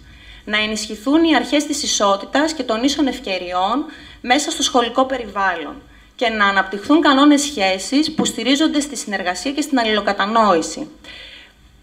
Θα μου πείτε, όλα αυτά πρέπει να υπάρχουν. Δυστυχώς, η εμπειρία μας δείχνει ότι δεν υπάρχουν και αποφασίσαμε την περσινή χρονιά να δουλέψουμε πάνω σε όλα αυτά. Το έτος που εκπονήθηκε το πρόγραμμα ήταν η περσινή χρονιά, όπως σας ανέφερα, και είχε διάρκεια ανάλογα με τα νηπιαγωγεία που συμμετείχαν διαφορετική. Για όλο αυτό το πρόγραμμα χρειάστηκαν 3 νηπιαγωγεία μέσα στην πόλη της Κατερίνης, με 4 τμήματα. Το 11ο κλασικό, που είχε ένα τμήμα κλασικό, χωρίς μαθητές με ειδικές εκπαιδευτικές ανάγκες. Το 12ο κλασικό και ολοήμερο, που φοιτούσε μαθητής με παράλληλη στήριξη χωρίς τμήμα ένταξης. Και το 16ο κλασικό, στο οποίο υπήρχε και μαθητής με παράλληλη στήριξη και μαθητής με τμήμα ένταξης. Οπότε, όπως καταλαβαίνετε, έπρεπε να συνεργαστούμε, να δουλέψουμε με 87 μαθητές και να συνεργαστούμε μεταξύ μας 7 νηπιαγωγοί. Το πρόγραμμα παρέμβασης για να εφαρμοστεί χρησιμοποιήθηκαν διάφορα μέσα. Αρχικά προσέγγισα στο 11ο νηπιαγωγείο τη συνάδελφο τη Γεωργία, γιατί ασχολιόταν με το κουκλοθέατρο και θεωρούσαμε ότι θα είναι πιο δελεαστικό για να προσεγγίσουμε την νηπιακή ηλικία. Οπότε αρχικά χρησιμοποίησαμε το κουκλοθέατρο είτε ως προοργανωτή είτε ως κύρια δράση σε αυτά τα οποία παρουσιάζαμε. Στη συνέχεια είχαμε αφηγήσεις και δραματοποιήσεις παραμυθιών που σχετιζόντουσαν με την αναπηρία και τα άτομα με ειδικές ανάγκες, βιωματικές δραστηριότητες, επισκέψεις και γνωριμία με ανάπηρους μαθητές και ενήλικες. Με τους ανάπηρους μαθητές είχαμε την επίσκεψη μιας τυφλής μαθήτριας και αυτό ήταν εξαιρετικά δύσκολο, γιατί έπρεπε να προσεγγίσουν παιδί. Και δεν θέλαμε να προκαλέσουμε τον ήκτο, θέλαμε να τονίσουμε στους μαθητές μας τις δυνατότητες ενός παιδιού. Και στο τέλος χρησιμοποιήθηκαν οι δραστηριότητες από τη βαλίτσα της Φάχερτη, η οποία έχει ετοιμάσει μια βαλίτσα, την έχουμε και εδώ πέρα, για την ευαισθητοποίηση των μαθητών. Εμείς, αφού λειτουργήσαμε σε όλα τα επίπεδα που σας ανέφερα, δώσαμε στους μαθητές μας τη βαλίτσα να δούμε πώς θα δουλέψει. Η βαλίτσα αυτή, στο ένα από τα 3 νηπιαγωγεία, χρησιμοποιήθηκε και δουλεύτηκε και με τους ίδιους τους γονείς. Από μόνοι τους το θέλησαν. Το πρόγραμμα χωρίστηκε σε 5 ενότητες. Αρχικά δουλέψαμε τις κινητικές αναπηρίες. Ο λόγος που το επιλέξαμε ήταν προφανής, γιατί η κινητική αναπηρία είναι κάτι το οποίο φαίνεται και μπορούν να το διακρίνουν τα νήπια σε αυτή την ηλικία. Συνήθως τα παιδιά, τα μικρά, όταν ακούνε για αισθητηριακές αναπηρίες, τύφλος ή κόφωση, δυσκολεύονται να κατανοήσουν τις έννοιες. Θεωρούν ότι ένας τυφλός, γιατί έχει μάτια και βλέπει, ή ένας κοφός, αφού έχει αυτιά, είναι απόλυτα φυσιολογικό να ακούει. Έτσι λοιπόν ξεκινήσαμε από τις κινητικές αναπηρίες. Στη συνέχεια δουλέψαμε το κεφάλαιο της ενσυναίσθησης, την τύφλωση, την κόφωση και στο τέλος βιωματικά τη βαλίτσα της Φάχερτη. Σε όλα τα νηπιαγωγεία οργανώθηκαν κάποιες δραστηριότητες που ήταν κοινές, αλλά αναπροσαρμοσμένες κάθε φορά στις δραστηριότητες και στις ανάγκες του μαθητικού πληθυσμού. Ωστόσο, υπήρχαν και κάποιες διαφορετικές δραστηριότητες που επέλεγε η νηπιαγωγός ότι ταιριάζανε με το κλίμα, με το δυναμικό της τάξης της. Η πρώτη ενότητα, κινητικές μορφές αναπηρίας.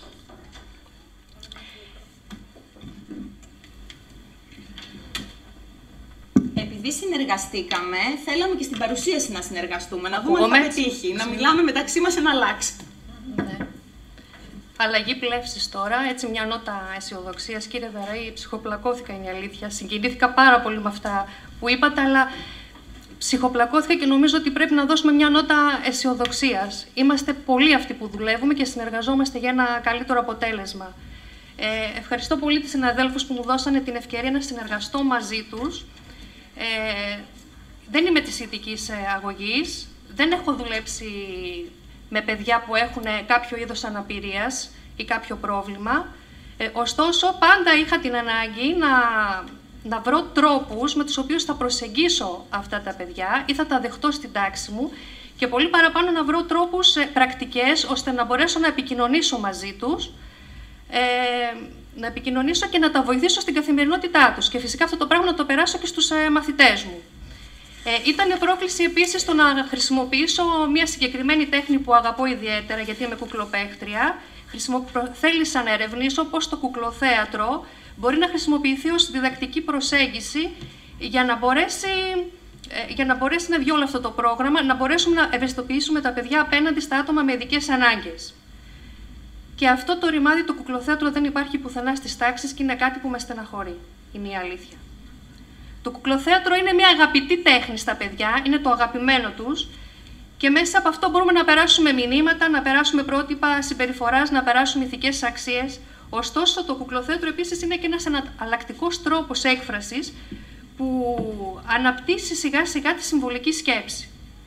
Και υπογείως γίνεται και κάτι άλλο. Παίρνοντας εγώ μια κούκλα και ψυχώνοντάς τη, ουσιαστικά μιλάω για λογαριασμό της, κινούμαι για λογαριασμό της και λέω τα συναισθήματά της. Άρα, κατά κάποιο τρόπο, σιγά σιγά μπαίνω στο μονοπάτι της ενσυναίσθησης. Για το πρόγραμμα χρησιμοποίησα διαφορετικά είδη κουκλοθέατρου, ανάλογα με τους στόχους που είχαμε κάθε φορά.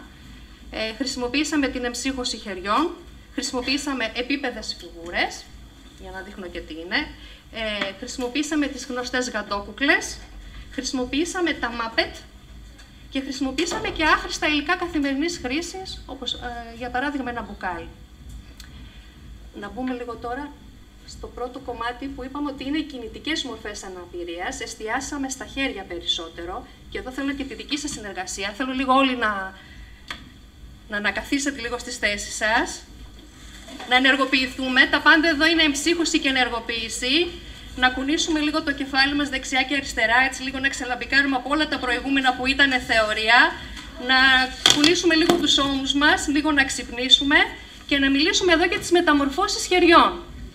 Το πρώτο που κάναμε στην πρώτη ενότητα ήταν να μιλήσουμε για τα παιχνίδια, να παίξουμε μάλλον παιχνίδια γνωριμίας. Σηκώνουμε όλοι τα χέρια μας, να σας δω λίγο. Πρέπει να νιώσουμε το σώμα μας και ιδιαίτερα τα χέρια μας, Τα χέρια μας μπορούν να περπατήσουν, μπορούν να χορέψουν, μπορούν να χοροπηδήσουν, μπορούν να χαιρετήσουν, μπορούν να κάνουν οτιδήποτε. Τα χέρια μας μπορούν να μεταμορφωθούν όμως, να γίνουν αραχνίτσες, να γίνουν πουλιά, να γίνουν φίδια. Και ένα πολύ ωραίο παιχνίδι γνωριμίας είναι, έχω μια όμορφη αραχνίτσα που περπατάει, τώρα δεν μπορώ να σας το δείξω γιατί δεν μπροστά υπολογιστής και χοπ, πηγαίνει στον διπλανό μου. Γεια σου, είμαι η Γεωργία. Και γίνεται το χέρι της Μαριάννας αραχνίτσα για να πάει στον διπλανό μέχρι να τελειώσουμε τον κύκλο. Και αν θα το κάνετε και μεταξύ σας, θα δείτε ότι σε λίγα λεπτά θα έχουμε γνωριστεί και θα έχουμε πολύ καλύτερη ατμόσφαιρα. Κρίμα που δεν είναι βιωματικό για να περάσουμε ακόμη καλύτερα. Πάμε στην καθημερινή και συναισθηματική λειτουργία των χεριών. Μια φορά και έναν καιρό ήταν μια παλάμη. Γεια σας! Τι κάνετε? Το ξέρετε ότι μπορώ να κάνω πολλές δουλειές. Μπορώ να χαιρετήσω, μπορώ να χαϊδέψω, μπορώ να μαλώσω, μπορώ να δείξω, μπορώ... Ό,τι θέλω μπορώ να κάνω. Μερικές φορές όμως τα δυο χέρια τα καταφέρνουν καλύτερα. Είμαι κι εγώ εδώ. Θέλεις να συνεργαστούμε? Μαζί μπορούμε να διπλώσουμε, να μαγειρέψουμε, να αγκαλιάσουμε. Το χέρι ως συμβολικός αντικαταστάτης ενός ανθρώπινου ή άλλου όντος. Ποιο χεράκι προτιμώ? Το χέρι μας μπορεί να πάρει ένα χαρακτήρα. Γεια σας! Σας είπα ότι μπορώ να κάνω πολλές δουλειές. Όμως... να δούμε εδώ τι λέει. Όμως... δεν θέλω να ζωγραφίζω μόνος μου και μόνος μου να γράφω. Θέλω και παρέα. Είμαι κι εγώ εδώ, αλλά δεν τα καταφέρνω πολύ καλά.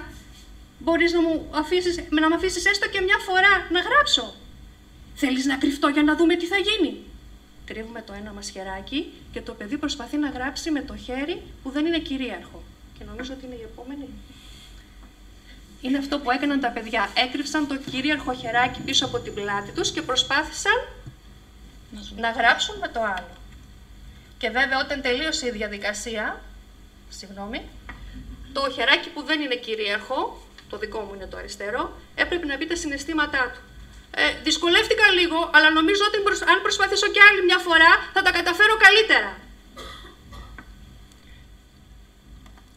Στο 12ο νηπιαγωγείο, ο προοργανωτής για τις κινητικές δραστηριότητες ήταν η αφορμή μιας επίσκεψης της συγγραφέως της Γλυκερίας Γκρέκου, η οποία είχε γράψει ένα βιβλίο, «Το Φίβο και τον άλλο Φίβο», που μιλούσαν για ένα παιδί με κινητικές δυσκολίες. Το αφηγήθηκε στα παιδιά. Στη συνέχεια συζητήσαμε με τους μαθητές ποιες ενδεχομένως είναι οι δυσκολίες που αντιμετωπίζουν οι άνθρωποι που έχουν κινητικά προβλήματα. Και αφού μετά μας επισκέφθηκε και ένας μπαμπάς ορθοπαιδικός γιατρός, ο οποίος μας μίλησε ότι υπάρχουν κάποιες αναπηρίες που είναι επίκτητες και κάποιες άλλες οι οποίες προκαλούνται από ατυχήματα, στη συνέχεια και εμείς προχωρήσαμε στις δεξιότητες που ζητήσαμε από τα παιδιά να ζωγραφίσουν με το αντίθετο από το επικρατέστερο τους χέρι, αλλά και να ζωγραφίσουν με το στόμα. Περνάμε στη δεύτερη ενότητα που είναι η καλλιέργεια ενσυναίσθησης και εδώ για εισαγωγή χρησιμοποιήσαμε την εμψύχωση αντικειμένων. Έχουμε δύο κουτιά, το ένα όπως βλέπετε είναι με όμορφο περιτύλιγμα, το άλλο είναι μουτζουρωμένο, τσαλακωμένο. Αυτά τα δύο κουτιά μαλώνουν μεταξύ τους για το ποιο είναι το πιο όμορφο και ζητάμε τη γνώμη των παιδιών. Τα παιδιά αποφασίζουν ότι το πιο όμορφο είναι το μπλε κουτί που βλέπετε εσείς, το οποίο έχει το όμορφο περιτύλιγμα. Ωστόσο, στη συνέχεια ζητήθηκε από τα παιδιά να ανοίξουν αυτά τα κουτιά για να δούμε τι περιέχουν μέσα. Το όμορφο, κατά τη γνώμη τους, κουτί είχε μέσα σκουπίδια, είχε όσπρια, είχε διάφορα πράγματα που δεν τους ενδιέφεραν ιδιαίτερα. Το άσχημο κουτί, το τσαλακωμένο και το βρώμικο, είχε μέσα αυτοκόλλητα και καραμέλες. Στη συνέχεια μιλήσαμε για τα παιδιά για τα κριτήρια επιλογής φύλων, ότι αυτό που βλέπουμε δεν είναι και αυτό που υπάρχει από μέσα μας, που υπάρχει μέσα μας. Στο κυρίως θέμα χρησιμοποίησαμε αυτοσχέδιο κουκλοθέατρο με επίπεδες φιγούρες. Αρχικά δώσαμε στα παιδιά καρδιές σε διάφορα χρώματα, επέλεξαν την καρδιά που ήθελαν, έκαναν μία ζωγραφιά επάνω σε αυτή και στη συνέχεια καλέστηκαν να τη χαρίσουν στον αγαπημένο τους φίλο.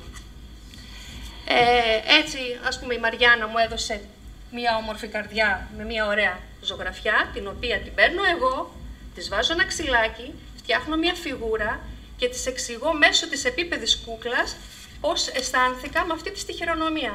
Σε ευχαριστώ που με διάλεξες για φίλη. Είμαι πολύ συγκινημένη. Θέλω να σου κάνω μια πολύ μεγάλη αγκαλίτσα.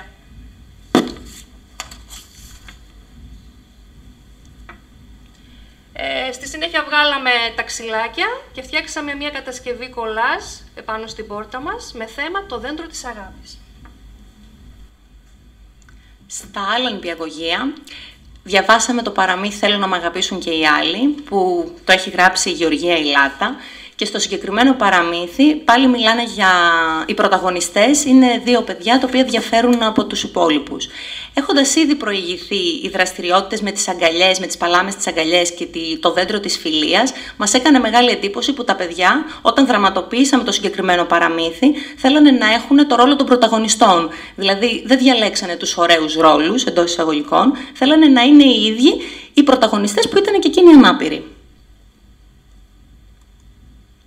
Εδώ πέρα βλέπετε τις καρδιές που κατασκευάσαμε και τις παλάμες ήταν χαρτόνια κάνσον που στα τελειώματά τους είχαν δύο παλάμες.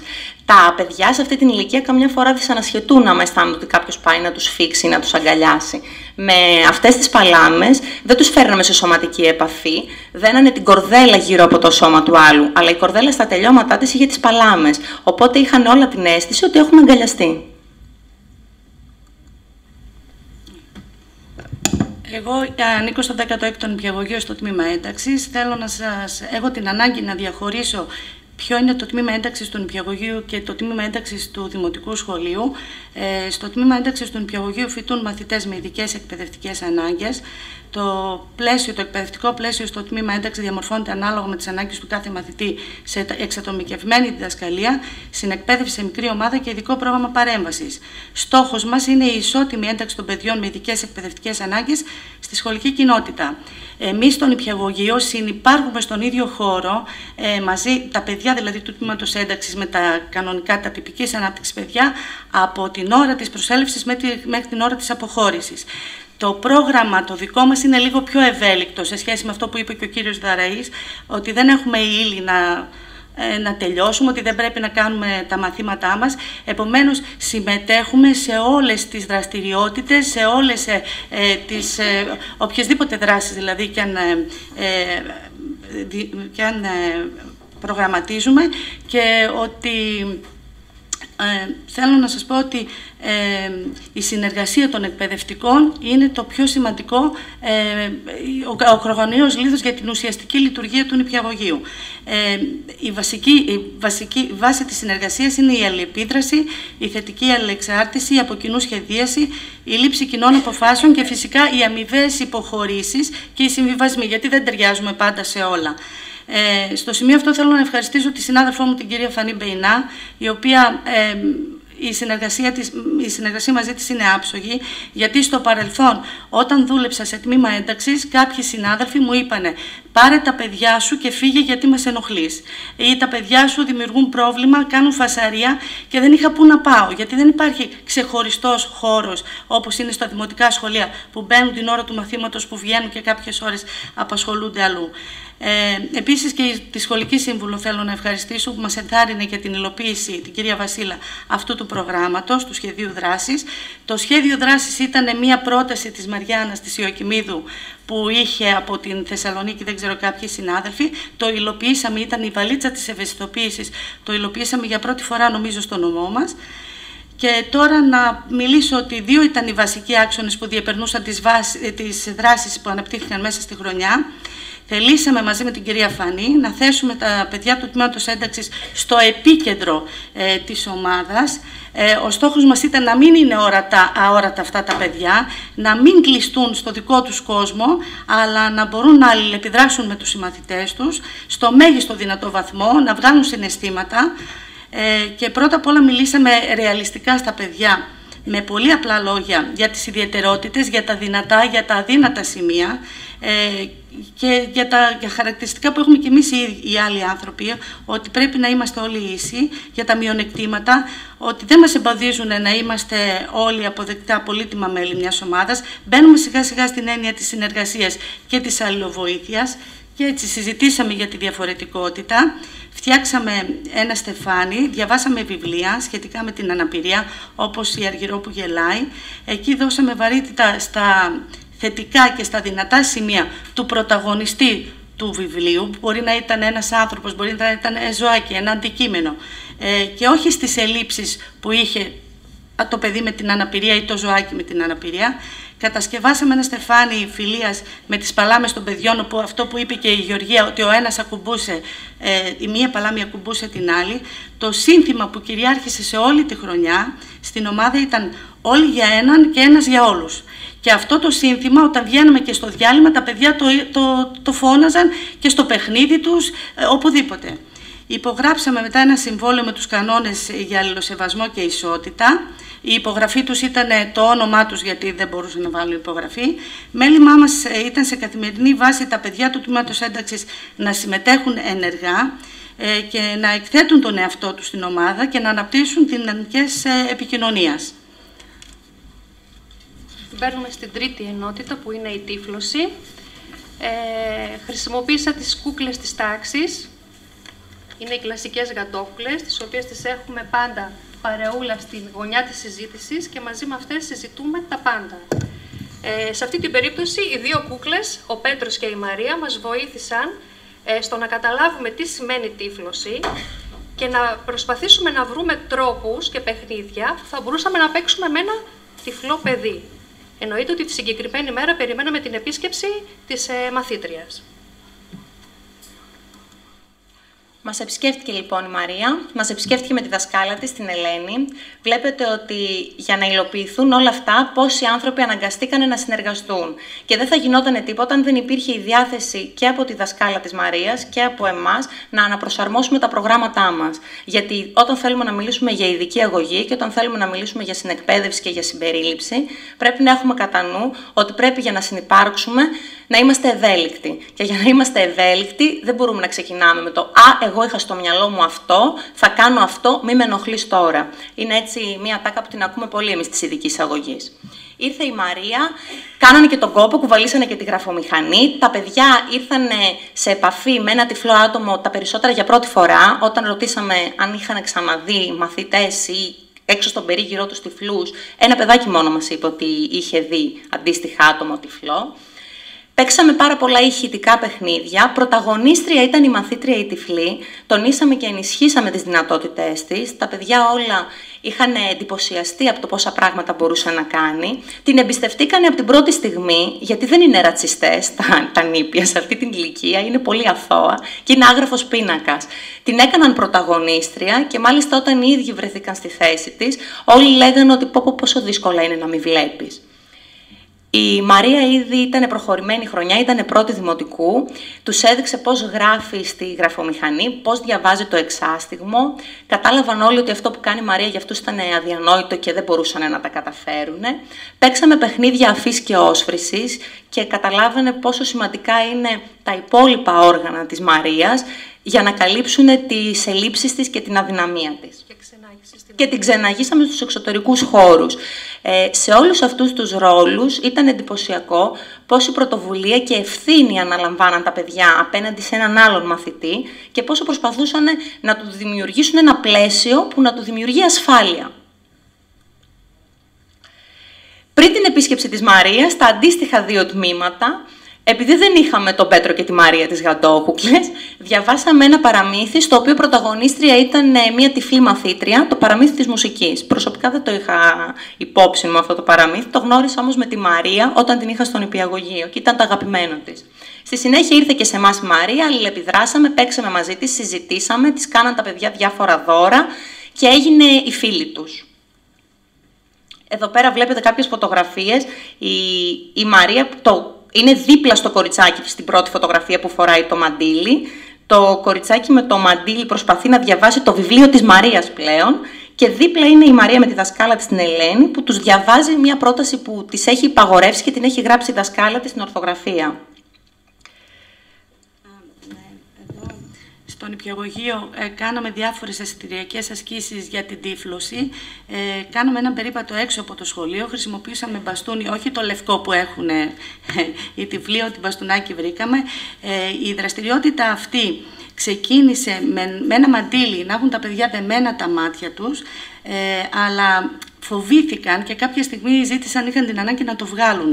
Και καλύτερα, λέει η κυρία, να έχουμε κλειστά τα ματάκια, γιατί χάνουν και κάποια στιγμή την ισορροπία τους, καθώς περπατούσαν σε αυτά τα ανάγλυφα πλακάκια. Κανένα παιδάκι δεν ήξερε ότι αυτοί οι κίνητρινοι διάδρομοι πάνω στο πεζοδρόμιο ήταν για να εξυπηρετούν τους τυφλούς. Και να σας πω ότι πέρασαν όλα τα παιδιά από αυτή τη δραστηριότητα. Δηλαδή, όλα τα παιδιά θέλησαν να έχουν μπαστούνι και περπατούσαν μέσα στο κέντρο της Κατερίνης και συμμετείχαν όλα τα παιδιά. Και είχαν την ανάγκη, δηλαδή κατάλαβα ότι πρέπει να βοηθάμε τους ανάπηρους όταν μας χρειάζονται, τους τυφλούς. Περνάμε στην τέταρτη ενότητα που είναι η κόφωση. Εδώ τα χέρια δάκτυλα χρησιμοποιούνται ως συμβολικοί αντικαταστάτες ενός ανθρώπινου ή άλλου όντος.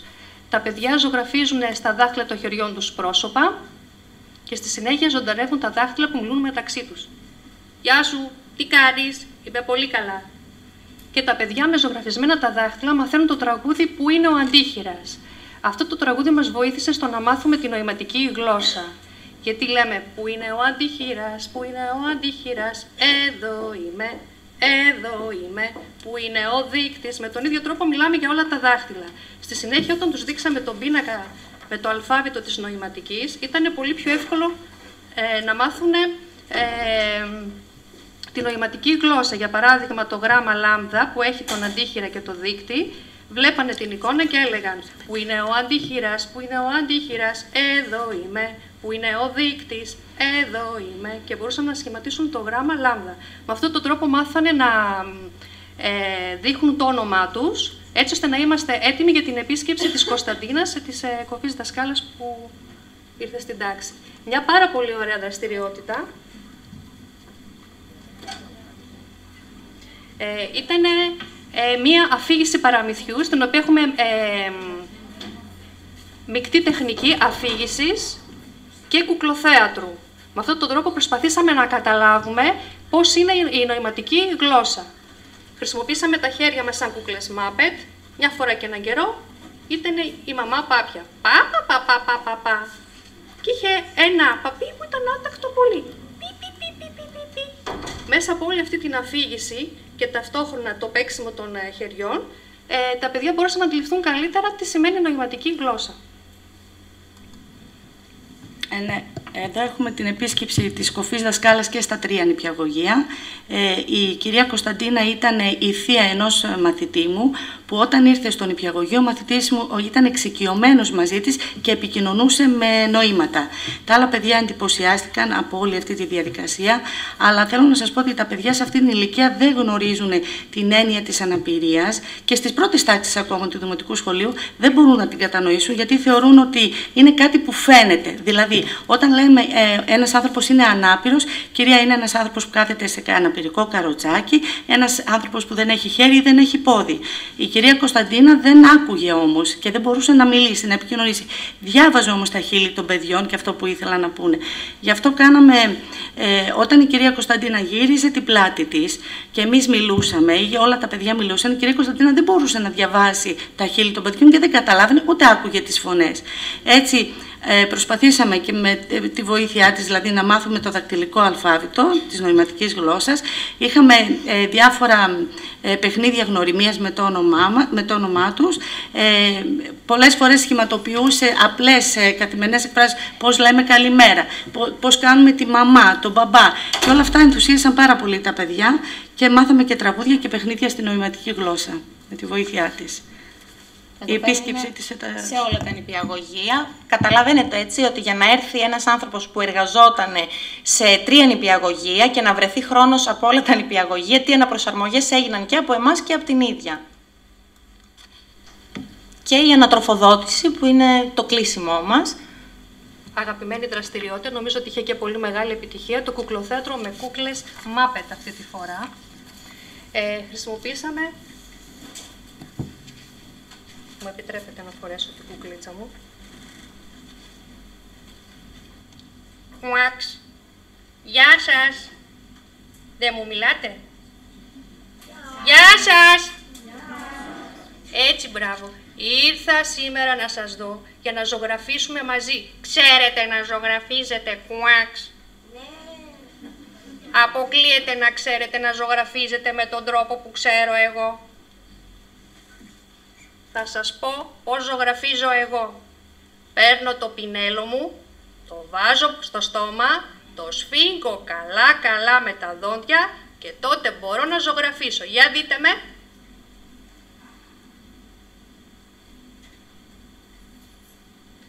Παρατηρείτε ότι αυτή η κούκλα έχει κάποια διαφορά με αυτή. Είναι γατόκουκλα, με χεράκια δηλαδή, ενώ στο Muppet έχουμε μόνο στόμα. Είναι ένας πολύ εύκολος και χιουμοριστικός τρόπος να περάσουμε κατευθείαν στο μπορώ και όχι στο δεν έχω. Τα παιδιά αυθόρμητα με την κατεύθυνση της κούκλας προσπάθησαν να ζωγραφίσουν με το στόμα. Εδώ πέρα βλέπετε τώρα πώς αμέσως ξεκίνησαν να ζωγραφίζουν με το στόμα, τους βάλαμε πινελάκια διαφορετικά και πέσανε με τα μούτρα στη ζωγραφική. Τελευταίο είδος που χρησιμοποίησα ήταν η εμψύχωση των αντικειμένων. Μαζέψαμε πολλά άχρηστα υλικά καθημερινής χρήσης για να τα εμψυχώσουμε. Η ιστορία είναι ότι κάποιο κουτί είναι μόνο του και θέλει παρέα. Για να μπει όμως κάποιος στην παρέα του πρέπει να γνωρίζει να κάνει κάτι. Έτσι τα αντικείμενα μπαίνουν στη σειρά και μιλούν για τις ικανότητές τους. Βέβαια, από πριν εγώ έχω καταστρέψει κάποια αντικείμενα, τα έχω τσαλακώσει, τα έχω σκίσει και εδώ βλέπετε στη φωτογραφία το ρολό κουζίνας σκισμένο. Όταν ζήτησε να μπει στην παρέα, η πρώτη αντίδραση του κουτιού Νεσκαφέ ήταν «δεν μπορείς να μπει στην παρέα γιατί είσαι χαλασμένο». Οπότε, σε αυτή την περίπτωση, ο εμψυχωτής του ρολού έπρεπε να βρει έναν τρόπο να μπει στην παρέα οπωσδήποτε και να αποδείξει ότι γνωρίζει πράγματα. Είπε «ξέρω να τραγουδώ» και αμέσως μπήκε στην παρέα. Το ίδιο συνέβη και με τα υπόλοιπα κατεστραμμένα αντικείμενα, οπότε δημιουργήσαμε μια μεγάλη παρέα, στην οποία όλοι είναι ίσοι και διαφορετικοί. Στο τέλος, αφού θέλαμε να δούμε τι αποκόμισαν τα παιδιά από όλους αυτούς τους μήνες που δουλεύαμε συστηματικά μαζί τους για τις αναπηρίες, διαβάσαμε το φτερωτό βαγονάκι που ήταν γραμμένο και οι ζωγραφιές είναι από μαθητές της ΕΛΕΠΑ. Και στο τέλος δώσαμε τη βαλίτσα της Φάχερτη, η οποία βαλίτσα της Φάχερτη, όταν δημιουργήθηκε κυρίως για να προσεγγίσουν τον αυτισμό μέσα στα σχολεία. Εμείς απομονώσαμε κάποια κομμάτια μέσα από τη βαλίτσα, όπως ήταν τα γυαλάκια κολυμβητηρίου, τα οποία φορούσαν οι μαθητές και προσπαθούσαν, είχαμε βάλει ζελέ πάνω στα γυαλάκια, οπότε είχε χαλάσει η ορατότητα των μαθητών και τους ζητήσαμε να ζωγραφίσουν ή να γράψουν κάτι. Τους βάλαμε ακουστικά στα αυτιά που ακουγόντουσαν παράσιτα και έπρεπε αυτά να συγκεντρωθούν και να κάνουν μια έτσι, ας πούμε, μαθηματική πράξη για τα νήπια. Τους βάλαμε γάτια εργασία στα χέρια, οπότε περιορίσαμε τη λεπτή τους κινητικότητα και ζητήσαμε να περάσουν λεπτές χάντρες μέσα σε κορδόνια και σε νήματα. Και θέλαμε να δούμε τις αντιδράσεις τους. Φυσικά τις φορούσαν, φυσικά άρχισαν να αισθάνονται άβολα, δεν θέλανε να εκτεθούν, δεν τους άρεσε και πάρα πολύ. Αυτές όμως που ευαισθητοποιήθηκαν και ήταν η έκπληξη ήταν στο 11ο των νηπιαγωγείο, όταν θέλησαμε να ενημερώσουμε τους γονείς για το τι κάναμε με τα παιδιά τους και πώς τα πήγανε. Οι μαμάδες ήταν πάρα πολύ πρόθυμες να μπουν και να συμμετέχουν στο εργαστήριο. Εδώ πέρα βλέπετε τις μαμάδες στο εργαστήριο, πολύ χαρούμενες και ευτυχισμένες που ξαναγυρίσαν στο νηπιαγωγείο και συμμετείχανε. Και τέλος, αυτό το οποίο αποκομίσαμε εμείς ήταν ότι με την καλή συνεργασία μπορούμε να πετύχουμε πολλά. Εγώ προσωπικά θα σας πρότεινα την ειδική αγωγή να την πιάνετε, να μην την φοβάστε. Υπάρχουν πάρα πολλές ιδέες που μπορεί να κάνει κάποιος ανεξάντλητες. Τη βαλίτσα της Φάχερτη την έχουμε οργανωμένη, την έχει στη διάθεσή του το τμήμα ένταξης του 16ου νηπιαγωγείου. Οπότε, αν κάποιος θέλει να δοκιμάσει κάποια πράγματα, υπάρχουν πλήρεις οδηγίες μέσα στη βαλίτσα και όλο το υλικό, το οποίο και είναι στη διάθεσή σας. Και τέλος, αυτό το οποίο κερδίσαμε ήταν να μην νιώθουμε ήκτο για την αναπηρία. Σε αυτή την ηλικία είναι πάρα πολύ εύκολο να το καλύψουμε το παιδί που έχει διάφορα προβλήματα και να το βγάλουμε μπροστά ως πρωταγωνιστή. Νομίζω ότι το πετύχαμε, ήταν όλοι χαρούμενοι και το χειριστήκαμε, πιστεύω, με τη διακριτικότητα που επέβαλε η νηπιακή ηλικία. Σας ευχαριστούμε.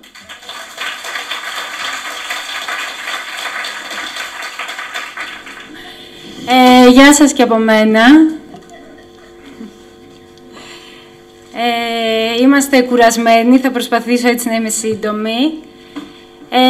Θα σας αναφέρω έτσι όσο πιο συστηματικά μπορώ κάποια παραδείγματα από μια προσπάθεια που γίνεται 3 χρόνια στο σχολείο μας και τα 2 χρόνια έτσι υπήρχε η πολύ μεγάλη τύχη μαζί με τη συνάδελφο της παράλληλης στήριξης, την Αλεξάνδρα Τιγάτου και εγώ από το τμήμα ένταξης να μπορέσουμε να γίνουμε μια μικρή ομάδα μέσα στο σχολείο και να μην είμαστε πλέον γραφικοί, γιατί της ειδικής αγωγής συχνά είμαστε γραφικοί των σχολείων και μπορέσαμε έτσι λίγο να πούμε και να διεκδικήσουμε κάποια πράγματα. Θα σας δώσω έτσι κάποια παραδείγματα. Έχω την ανάγκη, πριν ξεκινήσω να πω αυτά που θέλω να πω ότι η προσωπική μου άποψη για την ένταξη, πιστεύω ότι θα συμφωνήσετε. Τον όρο ένταξη στα νομοσχέδια τον είδαμε έτσι πολύ έντονα το 2000 με τον νόμο 2817.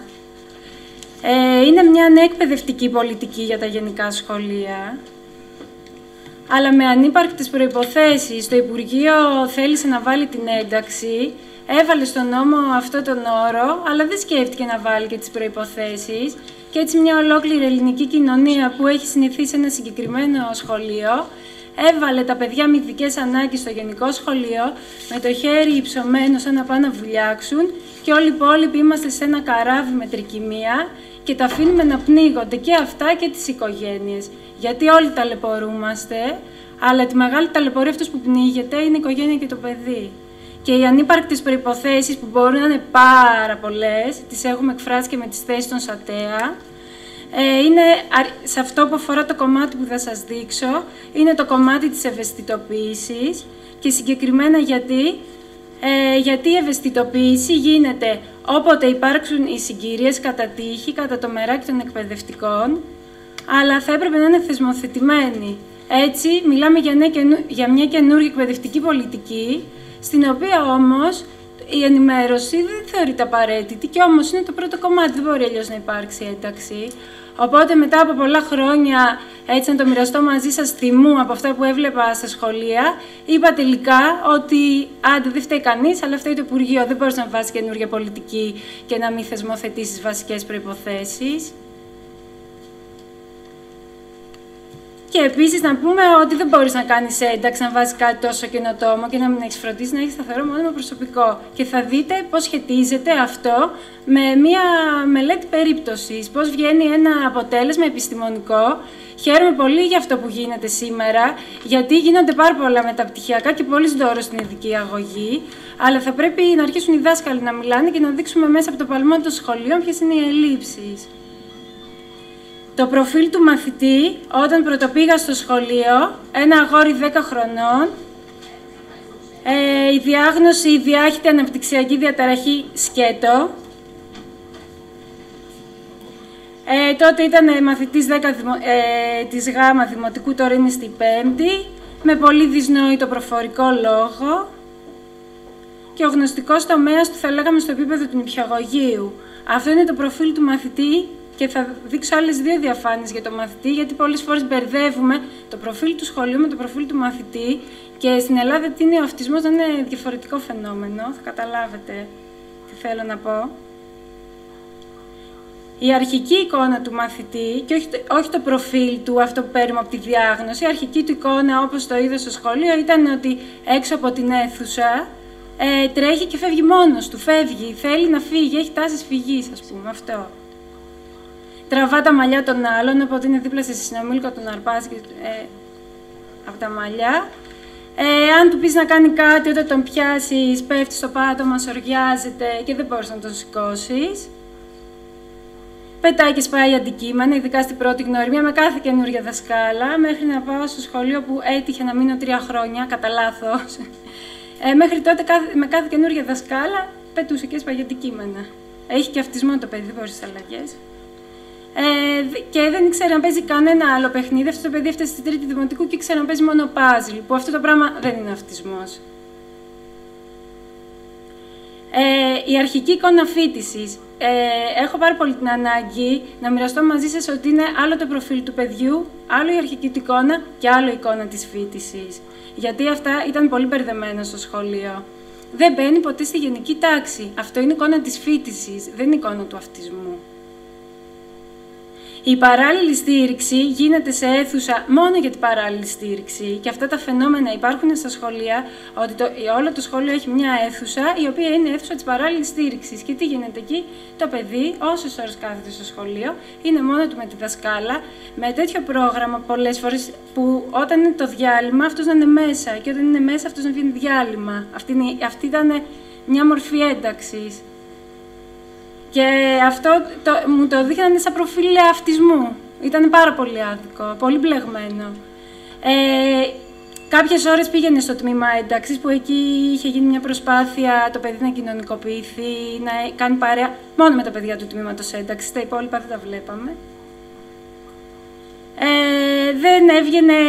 Το παιδί αυτό δεν έβγαινε σε όλα τα διαλύματα, σε όλες τις εκδρομές και σε όλες τις εκδηλώσεις. Για την ακρίβεια έβγαινε σε πολύ λίγα, εκδήλωνε αυτές τις συμπεριφορές και λέγαμε αυτό το παιδί δεν είναι για γενικό σχολείο, καλύτερα στην αίθουσά του και διαφορετικά με τα άλλα τα παιδιά. Γιατί αυτό θεωρείται αυτισμός. Δεν συμμετέχει ποτέ στο μάθημα της γυμναστικής. Ωραία, είναι στο γνωστικό τομέα του νηπιαγωγείου και είναι Τρίτη, Δημοτικού, Δευτέρα. Το μάθημα της γυμναστικής όμως είναι άλλο πράγμα, είναι παιχνίδι. Και σας προτείνω ότι καλό είναι να ξεκινάμε από τη γυμναστική, γιατί ποιο παιδί δεν αγαπάει τη γυμναστική. Και δεν είχε συμμετάσχει ποτέ στη ζωή του στη σχολική γιορτή. Και αυτή είναι η εικόνα φοιτησης και αυτό το πράγμα δεν είναι αυτισμός. Αυτό έχει να κάνει με το τι έχει προσφέρει το σχολείο και να μην το ρίξουμε στο σχολείο, να το ρίξουμε στο εκπαιδευτικό σύστημα που έβαλε την ένταξη και σαν ένα χέρι, γιατί μιλήσαμε πολύ για τα χέρια, σαν ένα χέρι να είναι το σχολείο να σε κυνηγάει, φύγε μακριά και το παιδί τρέχει. Είχε τάσεις φύγης το παιδί, ίσως κάτι να αντιλήφθηκε όπως ανέφερε κάποιος. Τα φιλαράκια, μια εικόνα μπροστά. Θα το πάω λίγο ανάποδα. Σας δίνω την εικόνα του παιδιού στη Τρίτη Δημοτικού, τώρα στη Πέμπτη. Αυτή είναι μια εικόνα που είχαμε στη Τετάρτη τάξη με τη δασκάλα της παράλληλης. Είναι πολύ σημαντικό όταν βλέπουμε ένα παιδί να έχουμε μπροστά μας μια εικόνα για αυτό το παιδί και να είναι μια εικόνα ότι ναι, κάτι μπορεί να κάνει. Ναι, θέλει δουλειά, εντάξει, ειδική αγωγή είναι. Κάνουμε ένταξη στο ελληνικό σχολείο. Αυτή η εικόνα υπήρχε και θα σας δείξω κάποια παραδείγματα ότι αυτή η εικόνα τελικά έγινε πραγματικότητα και μάλιστα πολύ παραπάνω από τις προσδοκίες μας. Πλέον δεν είναι ούτε η παράλληλη στήριξη, έχουν αναλάβει τα παιδιά το ρόλο της παράλληλης στήριξης, γιατί με την ευαισθητοποίηση, όπως δείξανε και πριν οι συναδέλφισες, και βήμα-βήμα με το πρόγραμμα τα φιλαράκια που κάναμε, τα παιδιά μάθαν να κάνουν αυτό που κάνει η δασκάλα της παράλληλης. Και κατά την εκτίμησή μας το κάνουν και καλύτερα από εμάς. Λοιπόν, τα φιλαράκια. Είναι φέτος η τρίτη χρονιά αυτό το πρόγραμμα και πάει βήμα-βήμα. Κάναμε το βαλιτσάκι της Φάχερτη και κάθε χρονιά, και έτσι πως ανταμώσαμε και με την παράλληλη στήριξη τμήμα ένταξης, μπαίναμε όλο και πιο δυναμικά και το χτίζαμε. Είναι ένα πρόγραμμα, συνηθίζουμε στο σχολείο την ένταξη και όλα αυτά να τα κάνουμε σαν προγράμματα αγωγής υγείας, που η ένταξη δεν είναι πρόγραμμα. Πρέπει να είναι πολιτική του σχολείου και όχι όποιο σχολείο θέλει, όλα τα σχολεία. Αν είναι αυτό το πράγμα να μην γίνει, να σταματήσει η ένταξη. Δηλαδή, είναι η προσωπική μου άποψη που η ένταξη δεν πρέπει να σταματήσει, αλλά πρέπει να πάρουμε τις ευθύνες μας. Στο δικό μας το σχολείο έχει αρχίσει τώρα πια, μετά από 3 χρόνια, να γίνεται μια πολιτική του σχολείου, να γίνεται μια συνήθεια. Θα σας δείξω πώς. Τα φιλαράκια στη τάξη, γιατί υπάρχουν και τα φιλαράκια στο διάλειμμα. Τα φιλαράκια στη τάξη, τι καταφέραμε με τα φιλαράκια, έτσι πως τα παιδιά εκπαιδεύτηκαν να πάρουν ρόλο. Το παιδί μένει 6 ώρες καθημερινά στη γενική τάξη, ενώ αν τα υπολογίσετε αθροιστικά, η παράλληλη στήριξη είναι για 5 ώρες τη μέρα. Αυτό από μόνο του δείχνει ότι πετύχαμε στόχους ανεξαρτητοποίησης και ότι και ο δάσκαλος της τάξης τελικά πήρε ρόλο.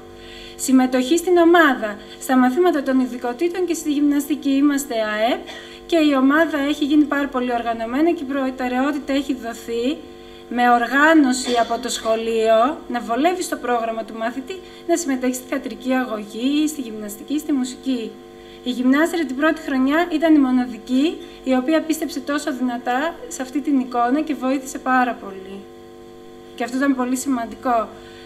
Τουλάχιστον 1 ώρα τη μέρα μένει χωρίς παράλληλη στήριξη πλέον και στο θρανείο κάποιες ώρες είναι μόνος του και κάποιες είναι με ομάδα, γιατί όλοι έχουμε την ανάγκη να είμαστε και μόνοι και με ομάδα. Αυτό συμβαίνει πλέον με αυτό το παιδί που έμενε 2 ώρες στο σχολείο χωρίς διαλύματα.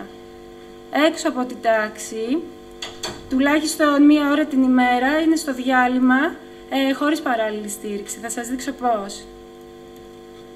Δραστηριότητες διαλυμάτων που κάνει μόνος του, χωρίς παράλληλη. Φαγητό με παρεούλα, αυτό το παιδί που τραβούσε τα μαλλιά και έφευγε. Επιτραπέζια παιχνίδια, κυνηγητό, βόλτα με παρέα ή μόνος. Πράγματα απλά και φυσιολογικά για αυτήν την ηλικία που θέλουν να τα κάνουν όλα τα παιδιά, ακόμη και τα παιδιά που έχουν κοινωνικές δυσκολίες. Και ναι, η συμπεριφορά αλλάζει. Θέλω να πω, γιατί ακούστηκε πριν ότι δεν αλλάζει. Και πλέον συμμετέχει σε όλες τις εκδρομές, εκδηλώσεις και τις γιορτές του σχολείου. Και πώς, γιατί δεν παίρνουμε τον εκπαιδευτικό της παράλληλης στήριξη και τον στίβουμε, βοηθάει και το τμήμα ένταξης, αλλά ούτε και να το φορτώσουμε τμήμα ένταξη παράλληλη, βοηθάνε πλέον και οι άλλοι δάσκαλοι. Αυτό όμως πήρε 3 χρόνια για να γίνει. Δεν θα έπρεπε να πάρει 3 χρόνια, αλλά αυτή είναι η ρυθμή μας. Τα φιλαράκια, το πρόγραμμα που δουλεύτηκε, είχε μια συγκεκριμένη μεθοδολογία. Εδώ είναι η εικόνα ότι η μεθοδολογία είναι ένα χέρι, ουσιαστικά, το οποίο πολύ σταθερά σε παίρνει και σε μεταφέρει. Κάπου θέλουμε να πάμε το παιδί. Θέλει σαφείς στόχους. Η εκπαιδευτική παρέμβαση, αν γίνεται χωρίς σαφείς στόχους, μπορεί να παρασυρθούμε και να ξεχάσουμε γιατί κάνουμε κάτι. Φυσικά και θέλει, γιατί αναφέρθηκε και συμφωνώ. Εμείς βάλαμε στόχους στις κοινωνικές δεξιότητες και στο παιχνίδι και αυτό ήταν δύσκολο, γιατί πρέπει στην αρχή πραγματικά να πείσεις και τους γονείς, να πεις και το σχολείο και όλους ότι αυτό το πράγμα είναι πάρα πολύ σημαντικό και δεν ήταν εύκολο. Μας πήρε έναν ολόκληρο χρόνο να αποδείξουμε ότι είχε νόημα.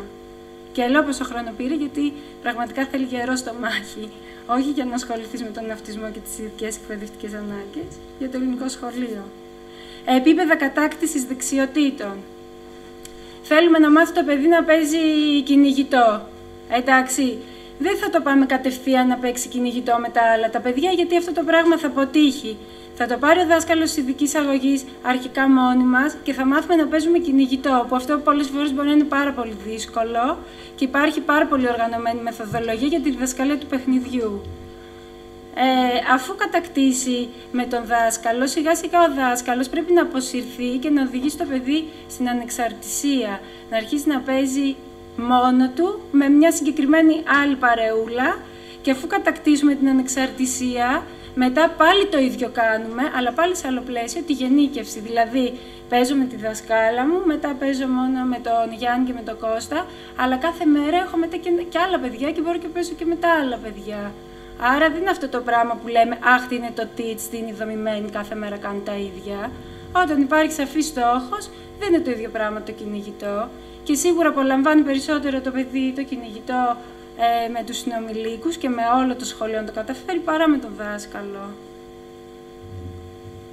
Τα φιλαράκια. Μέσα από αυτό το πρόγραμμα, φιλαράκια γίνανε αρχικά οι εκπαιδευτικοί της ειδικής αγωγής και ήταν καλό γιατί μία ξεκούραζε την άλλη. Έγιναν οι εκπαιδευτικοί της τάξης, γιατί το παιδί σιγά σιγά είπαμε ότι πρέπει να το μάθετε να μπαίνει και να βγαίνει από τη τάξη στα διαλύματα. Οι δάσκαλοι, οι υπόλοιποι, γιατί δεν σας ξέρει, με εμάς νιώθει πάντα ότι είναι ένας διαφορετικός που τον πιάνουν από το χέρι.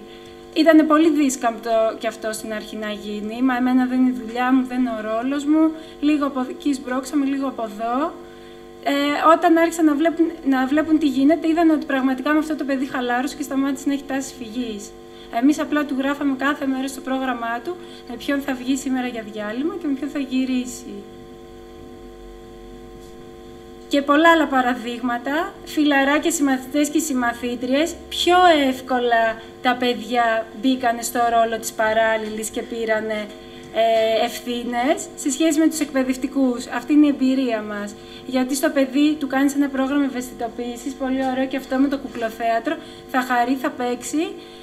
Στις άλλες περιπτώσεις έχει να κάνει με το αν είναι ο ρόλος μου, αν εσύ μπορείς να μου εισηγηθείς κάτι ή τέτοιο. Πράγματα πολύ άχαρα και χάνεται η ουσία. Ποιοι άλλοι γίνανε φιλαράκια? Εκτός από τις συμμαθήτρες και τους συμμαθητές, ανοίξαμε κι άλλο τη γενίκευση. Οι μαθητές των υπολείπων τάξεων, αλλά με πρόγραμμα και τακτική. Της 4ης τάξης αυτό το μήνα, της 6ης των άλλων. Αν πάει καλά με την 6η, θα το κρατήσουμε και 2 και 3 μήνες. Ανάλογα πώς τραβάει με τα παιδιά. Και ποιοι άλλοι γίναν φιλαράκια? Ο τελευταίος στόχος ήταν να γίνουν φιλαράκια οι υπόλοιποι εκπαιδευτικοί του σχολείου. Αυτό δουλεύουμε τώρα. Πάρα πολύ απλό. και πάρα πολύ δύσκολο. Γιατί αυτό που χρειάζεται είναι ότι το παιδί έχει κατακτήσει το εξάωρο, αλλά αυτή η έρημη, η δασκάλα της παράλληλης στήριξης, να μην κάνει και τέταρτη χρονιά υπερορίες στα διαλύματα. Εκείνο το διάλειμμα κανονικά σχολάει ή έχει κενό. Πρέπει ο δάσκαλος της εφημερίας να πάρει το παιδί να το κάνει μία βόλτα 10 λεπτά και αυτό αντιστοιχεί 2 δεκάλεπτα το μήνα. Αντιστοιχεί σε 2 δεκάλεπτα το μήνα και αυτό που λέμε στα παιδιά είναι ότι όποιος δεν θέλει μπορεί να πει όχι. Αυτό που αντιμετωπίσαμε, δεν κατηγορώ, αλλά θέλω να μεταφέρω μια πραγματικότητα, ήταν ότι όλοι είπαν ένα ναι και στο τέλος το παιδί ενώ το είχε στο πρόγραμμά του, κάποιοι δεν εμφανίζονταν. Και μέχρι σε κάποια φάση, επειδή έχει αυτισμό και το δυνατό του στοιχείο είναι το πρόγραμμα, του λέγαμε ότι σήμερα έχεις βόλτα με τον τάδε, βγες έξω και το παιδί άρχισε να αναπτύσσει πρωτοβουλίες. Κυρία, πάμε βόλτα. Από μόνος του το έκανε γιατί το πρόγραμμα πρέπει να τηρηθεί. Ναι. Λοιπόν, θα σας πω τώρα πώς δουλέψαμε κάποιους στόχους. Ενδεικτικά 2 στόχους θα πούμε, που έχουν να κάνουν με το διάλειμμα. Το διάλειμμα στην παράλληλη στήριξη είναι ξεκάθαρα διδακτικός χρόνος και ούτε αυτό είναι θεσμοθετημένο. Στο διάλειμμα παράλληλη στήριξη δουλεύει, αλλά αυτό δεν μετριέται και βλέπουμε εκπαιδευτικούς πάρα πολύ εξαντλημένους. Εγώ όταν έκανα παράλληλη πολλές φορές είχα υπόταση. Ναι, μακάρι. Λοιπόν, βάλαμε ένα στόχο ξεκάθαρο, να περπατά χέρι-χέρι με κάποιον χωρίς να φεύγει. Το λέγαμε μαζί. Και τι χρησιμοποίησαμε, πήραμε τη μεθοδολογία από το Teach, η δομημένη διδασκαλία, θα έχετε ακούσει, και φτιάξαμε αυτό το τύπο οπτικοποίησης. Είναι ένα πρόγραμμα.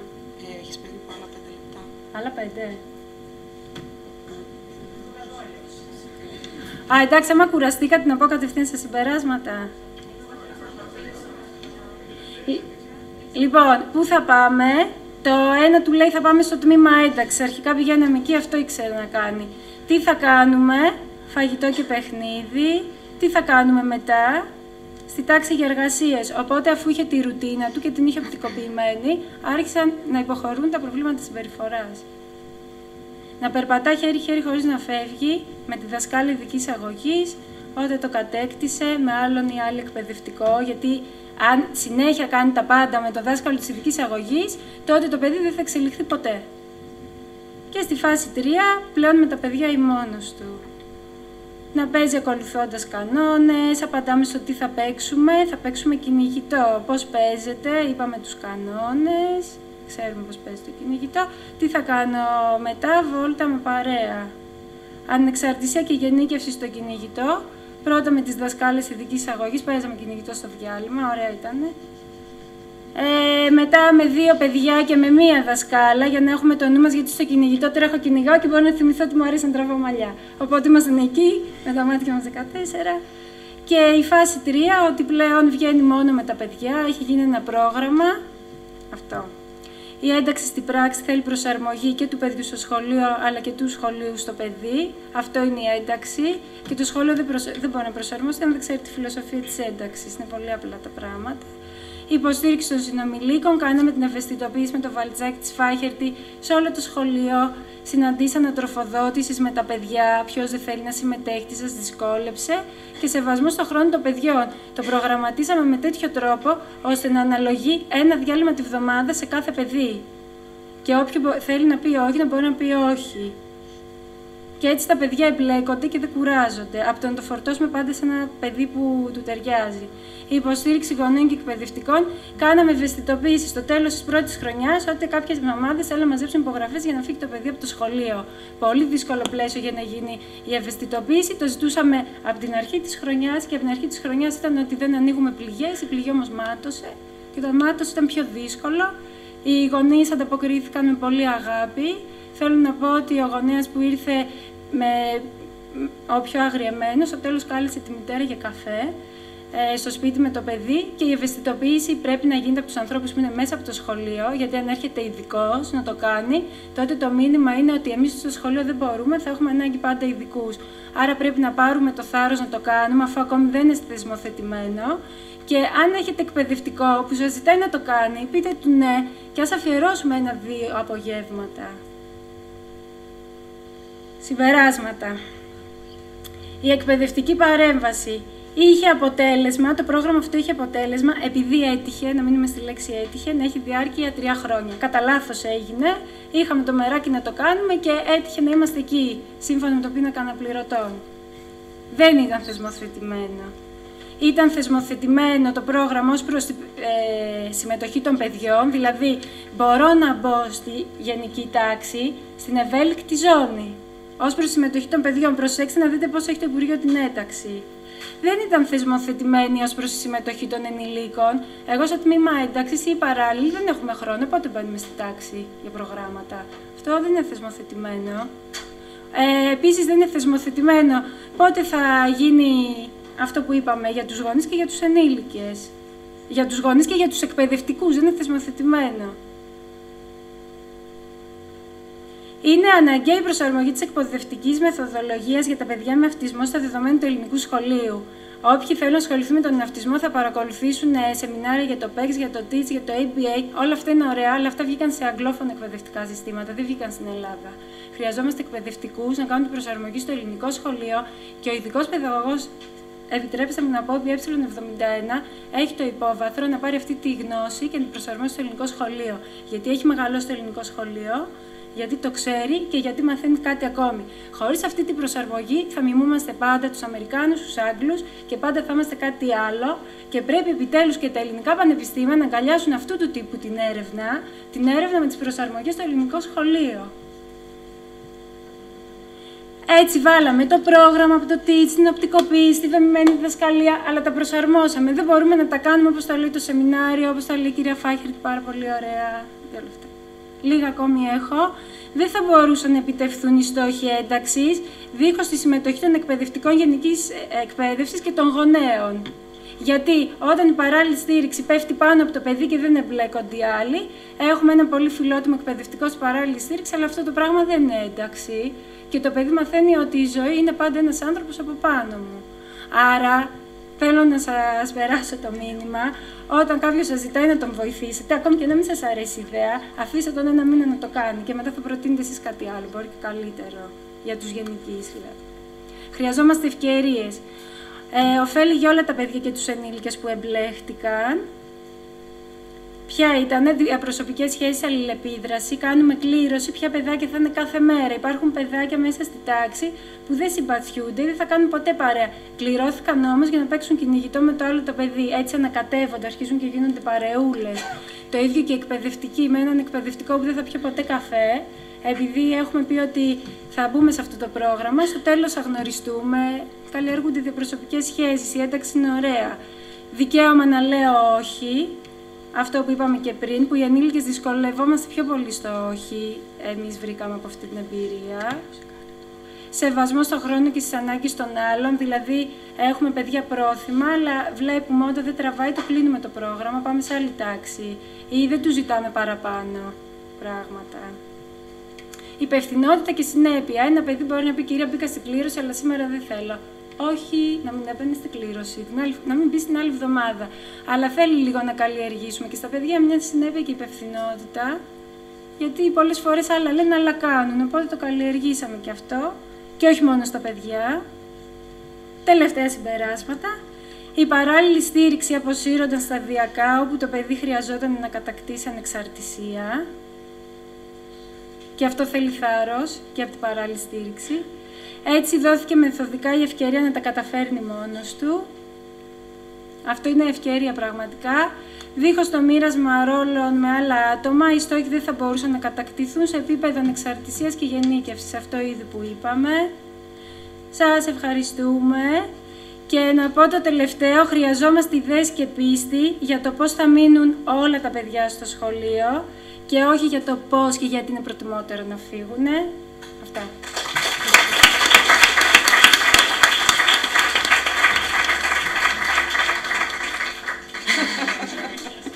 Ευχαριστούμε πάρα πολύ.